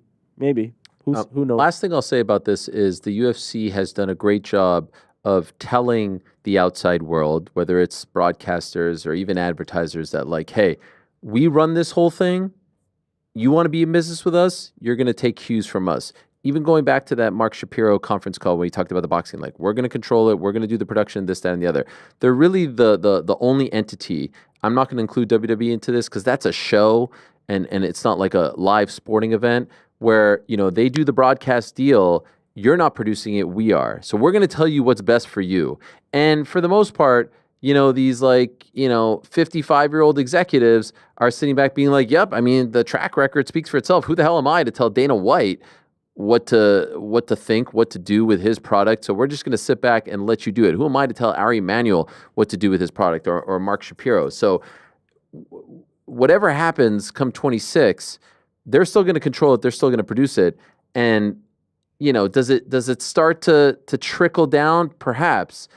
But my dream is that there is no trickling down and that they freaking pull the plug on this and get the shows back out there. And again, you want to have it a tiered system where it's in front of 2,000 people and then 10,000 and then 18,000. Great. There's a massive difference between 2,000 and 6 people at the apex. Like that shot of Dominic Cruz getting his flowers and there's like 4 empty seats behind him. And it wasn't just 4 empty seats among a sea of 1,000 that were filled. There were just 4 seats that were empty behind him. There was no one even there. They couldn't even seat fill it like they do at the Oscars. They couldn't even have someone sitting there just for optics sake. Come on. And by the way, I don't get hung up on the app stuff. I know like people get crazy, but like the combo of those events feeling soulless and like, Apex show Saturday, 4:00, you got things to do, you got kids. My thing is like, I like to listen. So walk the dog, you're making dinner, this and that. The app keeps crashing. Is no one else having this problem? What is it with my app? Why can't I not go 2.5 minutes, more than 2.5 minutes without it crashing? I really have not had any problems. I don't have that many problems the entire time. It's driving me nuts. It just goes 2.5 minutes and crashes. That's it. Have you updated the app? Sometimes the problem is between the chair and the... Have you tried unplugging and replugging it? I watch a UFC fight pass myself, and it's fantastic. Oh, must be nice. Must be nice. I know there are many out there. I know you're not the only one. I've never had problems with ESPN Plus. All right. Super chats, Frankie? Super chats. Should we try again? Or... Super chats. Yeah, that's much more like it, baby. What do we got, Frankie? Let me get my notes together. Oh, wow. Did I catch you off guard with that one? Yeah, just a little bit. I mean, I thought we were we were rounding Jake third. From Windy City writes saying, question for Ariel and the boys, Adidas or Nike? I have been always more of a Nike guy. I'm more of a Nike guy myself. Both. Yeah, Nike all day. Yeah, While like Adidas. while I'm wearing Adidas. Where you're wearing Adidas? Nah. certainly Nike all when it day. comes to like basketball shoes, like to me it was as a kid it was only Nike. Now when it comes to football shoes, PT, I feel like Adidas has a much better. My kids, I think, goes have, through eras. It goes Yeah. from Predators, and then Nike will come back Mercurials. I was like wore Mercurials because the first R9s. Remember them in '98 World Cup? The all Oh, yeah. silver with the yellow swoosh. Yeah. I like Adidas clothes. Like like their Tracksuits. tracksuits Yeah. are nice. But I probably have more Nike stuff. The shoes, I love Air Max. I love of like every pair of Air Max. I love them. I like love that Jordans. you call it Nike. Yeah. Yeah, So what do you European of you. Nikes? Yeah. Yeah. You're not a What do you shelter call wearer? Adidas? What do you call Adidas? Adidas. Yeah. Yeah. I actually call it Adidasler. Wow. What else? Mason Bickner writes, just wanted to say I'm seeing Shaq play an EDM set on Saturday, and I'll have Edwards and Brady on the phone mid-rave. Much Hey. love. Yeah, so Shaq would appreciate that. I He's a saw big fan. I Full saw of disco Shaq biscuits. with Marab and Roman Dolidze over the weekend. Do you guys see that? Yeah. You know, I referred to Roman Dolidze as the pride of Georgia on my BetMGM video, and then I got a lot of people say he's not the pride of Georgia. I was like, Who there did could they be say? more than one pride, right? Who did they suggest? Well, I guess you'd have to Marab? say he's Ilya? one of the Marab, prides of yeah, Georgia. Ilya. I mean, I feel like you can say that about multiple people, right? I don't know. Do they The not pride? claim Roman?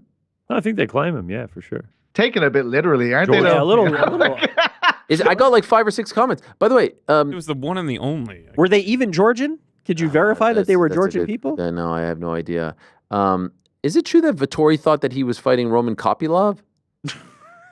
That was hilarious in fairness to him. Fair I play. mean, between that and the cup thing, The backwards pants. the backwards pants is classic, but I don't know. is he just a legendary piss taker for Tory? And we've got him all around. Are we going to see what him it is. again? The Was that backwards pants was photoshopped this time, though. the backwards pants? Like there was It another, resurfaced. yeah, resurfaced, but it was a viral No, one no, from no. last Yeah, I know week. that, but he forgot his A cup. lot of people believe No, it. he did forget his cup. Yeah. He Now, doesn't strike me as to a be- very Italian dude. You to be know, fair, like, I know a lot of Italians. I The don't- team There we go. could have helped him out there. Like Yeah. that's kind of like Yeah. Yeah, you got a few jobs on 2 Fight Night. years. Like help me have my cup. it is crazy that he's still ranked 8th and he hasn't fought in 2 years. He'll probably Hard drop to out of get the top those 10 now. rankings. Yeah. What else? So then Braley Perez wants to know, boys in the back to Miami, UFC 314? No, we spent the travel budget on Des Oh, Moines. I don't know. Like, tell us. What You'll- other look, trips? Look, you'll find out what the rest of them. Yeah, are, what When other you trips decide? you guys- Do You'll you want to find go to out. Miami 314? No. Oh, Frank, you're setting a separate trip now. No, I'm just making Oh, me sure and he's you. invited, so PT and I are gonna have a great time. Actually, no, PT. I was thinking we would band together and do our own thing, but apparently why are you you were. trying to make division? in Wow, the and group? Frank. Why am I Frank trying to is make left division? out. I am the victim of division. Making What are you the talking victim about? of division. I am What the is this? victim of division. I have been Everyone needs to excluded. calm down. Come on I have now. been Everyone- excluded. No, it's fine. Listen, Ariel, do you want to come? no, I don't. He never wanted to come. Yeah, no shit. I'm going to Riyadh. By the way, 24 hours. I would have been open. Yeah, right. Would have okay. been open. I haven't been on a flight. Listen, you No can tell shame. yourself whatever you want, but I think I have shown a willingness to That's get fucking out of my comfort zone. And you guys bullshit. can laugh. That's fine. But we'll see. We'll see who's the last one laughing. We'll see. I mean, I got a lot of big plans. I got a lot of trips. Are you looking at your lock screen on your phone right now? He's canceling my trip to New York as we speak. Got so many He's canceling reminders. it. Yeah, I got a lot of Cancelled. things. All right. What He's else? like, we don't need you for that Sleeto Katie wants Taylor to know- fight, PT. What was that, PT? I'm saying you're canceling my New York trip on your phone there as we're speaking. Wow. No, listen. We're listening, man. Listen. We're listening. We're listening. If you don't want to tell us What about those trips, Else. all good. What else, Frank? Sleeto asks, Rick sounds a little under the weather. Oh, Yeah. Gout flare up? I heard. Yeah, I heard some Jackman sniffles. flew around too. I pressed him about it at lunch. He was like, "No." He was sniffling I feel at the fine. lunch table, and the lady up front was like, "Is he okay?" I'm like, she heard it all. This the never way. happened. Wow. This is nonsense. Like, Is that why you didn't go to the NASDAQ thingy? Yeah. And then it's going to spread around the control room like wildfire. if we're being honest, Yeah. I just got out on bail this morning because That's why. Yeah. All I gotta say is Iowa better watch out. We got patient 0 of the Jackman flu Yeah. showing up. No, you got some time. It's okay. yeah, well, I think we'll be okay by then, Frank. No, we'll be on round 3 of the Jackman flu by then. Maybe 4. This is round 2. These soft people. I just can never. It never made any. It never makes any. Dude's nose is a faucet over here. Yeah, It's like I feel fine. Buckets of snot. Sneezed like 8 or 9 times back here. These people need to live in like Running a hyperbaric 102 chambers. fever. They bubble. They need to all have their own Literally in a individual trapped little room bubble. with you. Ricky's like, I'm not sick at all. Has all the symptoms of sickness. Never been sick. Never gonna be sick. Forever. Well, he says that while he sounds sick. What else? Olajuwon Dream writes, unreal night for me on Saturday. One provincial, I don't know if I'm pronouncing that right. Provincial JV basketball championship with the team I coached. Oh, wow. Had my best night of betting up plus 16. Wow. 2.9 units. I mean, that's a hell of a Shout night. out. It's a hell of a night. Shout out to Olajuwon. Very nice. Olajuwon, who holds it down for us. He's been doing some moderating, yes, along with Say it. Help me. Brandon. Brandon, yes, of course. Yeah, he's a legend. One of our most loyal viewers. Always pops up. He was actually invited to Iowa as well. Yeah, I bet. I mean, he's pretty going. close. He's in Winnipeg, I think. So he's pretty close. We're gonna It's see him just there. A hop skip. Yeah, I'm not going to Iowa. I'm busy. No, you're We invited. know. Thanks for asking. We know. I'm going to Riyadh instead. May 4th, Canelo. I'm on the private plane with the whole Enjoy. crew. Enjoy, brother. We're happy for you. Yeah. Wish I could say the same. What else? Sucker Free writes, I don't understand who's... Okay, we got to acknowledge that laugh. It's a great laugh. Hearty laugh. Sucker Free writes, I don't understand... It comes in dues. It comes in dues. I don't understand who's paying $70 per month for a pay-per-view. Do you think we all see pay-per-view model die in our lifetimes? It'd be sweet if we could just stream the numbered events for an annual price. Okay, so this is another thing that's been brought up. I mean, they're pretty much the last ones left. Let's be honest, and it's an incredible testament. They were once banned from pay-per-view, and now they're pretty much the last ones left. WWE isn't on pay-per-view. There's the odd boxing these days on pay-per-view, but one can make a very strong case that they should probably get off it in order to get more popular. It is programmed in people's brains. Like, you want to watch UFC 3, 13, 14, 15, 16, it's a pay-per-view product. And look, we don't know what the numbers are. There used to be a time where it was on In Demand, it was on DirecTV, it was on all the different cable operators. So there was a way, the Dave Meltzers of the world would get some sort of sense, but now it's under, lock and key, one place, and they're not making those numbers public. So it's really hard to get a sense for what they're doing. But I've heard people talk about, okay, they cut a deal with Netflix, sort of like WWE's deal, right? The PLEs are, they're if you're outside of the US, they're on Netflix, no extra charge. If you have Peacock, you get them there. I don't think they're there yet. So I don't see it going away. One thing that I've seen suggested, you get some sort of pass, like the NBA League Pass type of thing, or Sunday Ticket, where you pay X dollars for the full year. And I struggle to see that being a real thing because, like, as you guys know, you get a big McGregor card or a big John Jones card, or these days, like we've talked about, superstars few and far between, but you get those big jolts, you end up losing. So yes, but you end up gaining on the lower tier there's this is most people think of this, and this person in particular, and I'm not trying to single them out, but everybody thinks of this as like a fan appetite perspective thing. It is not. This has nothing to do with how much people love or don't love pay-per-views, how much people are willing to spend. It is purely an economic situation. If the new broadcast partner, let's call it Netflix, right? If Netflix goes, we are willing to pay you X and we will eliminate the pay-per-view model, and it is good enough business for the UFC for them to do that, the way it was good enough business for WWE to do that with Peacock, they can do it, and they will probably do it.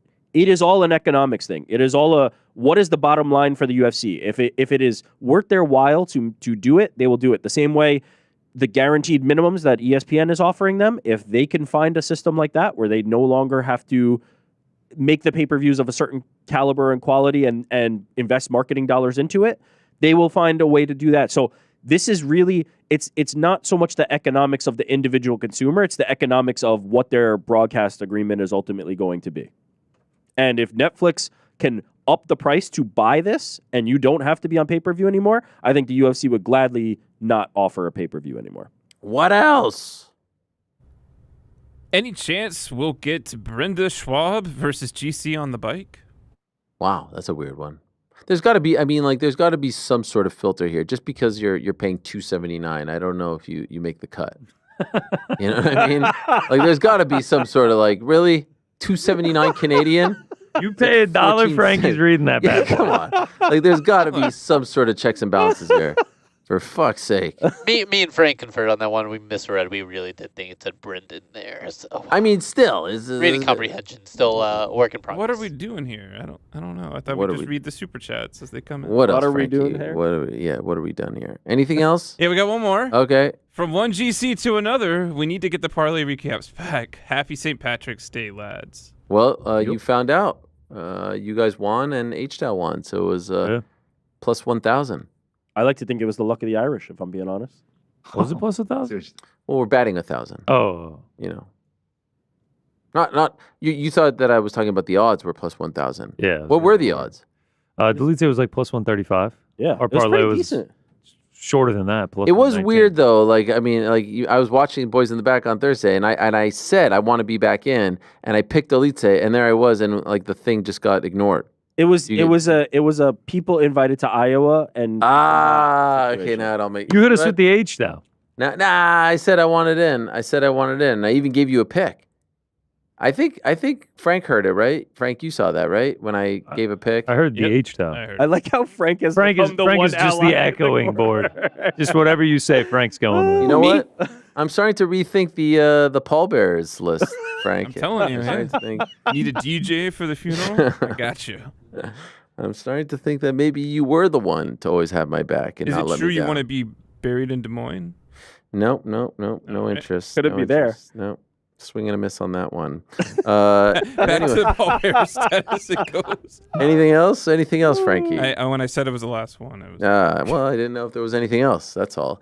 I see there's Monday Night Raw going on right now in Brussels. Wait, what? Yeah, it's going on right now, and John Cena has finally reemerged, and I see that he's cut a mean promo on Cody Rhodes. So go check that out. Why is Is this the first time he spoke?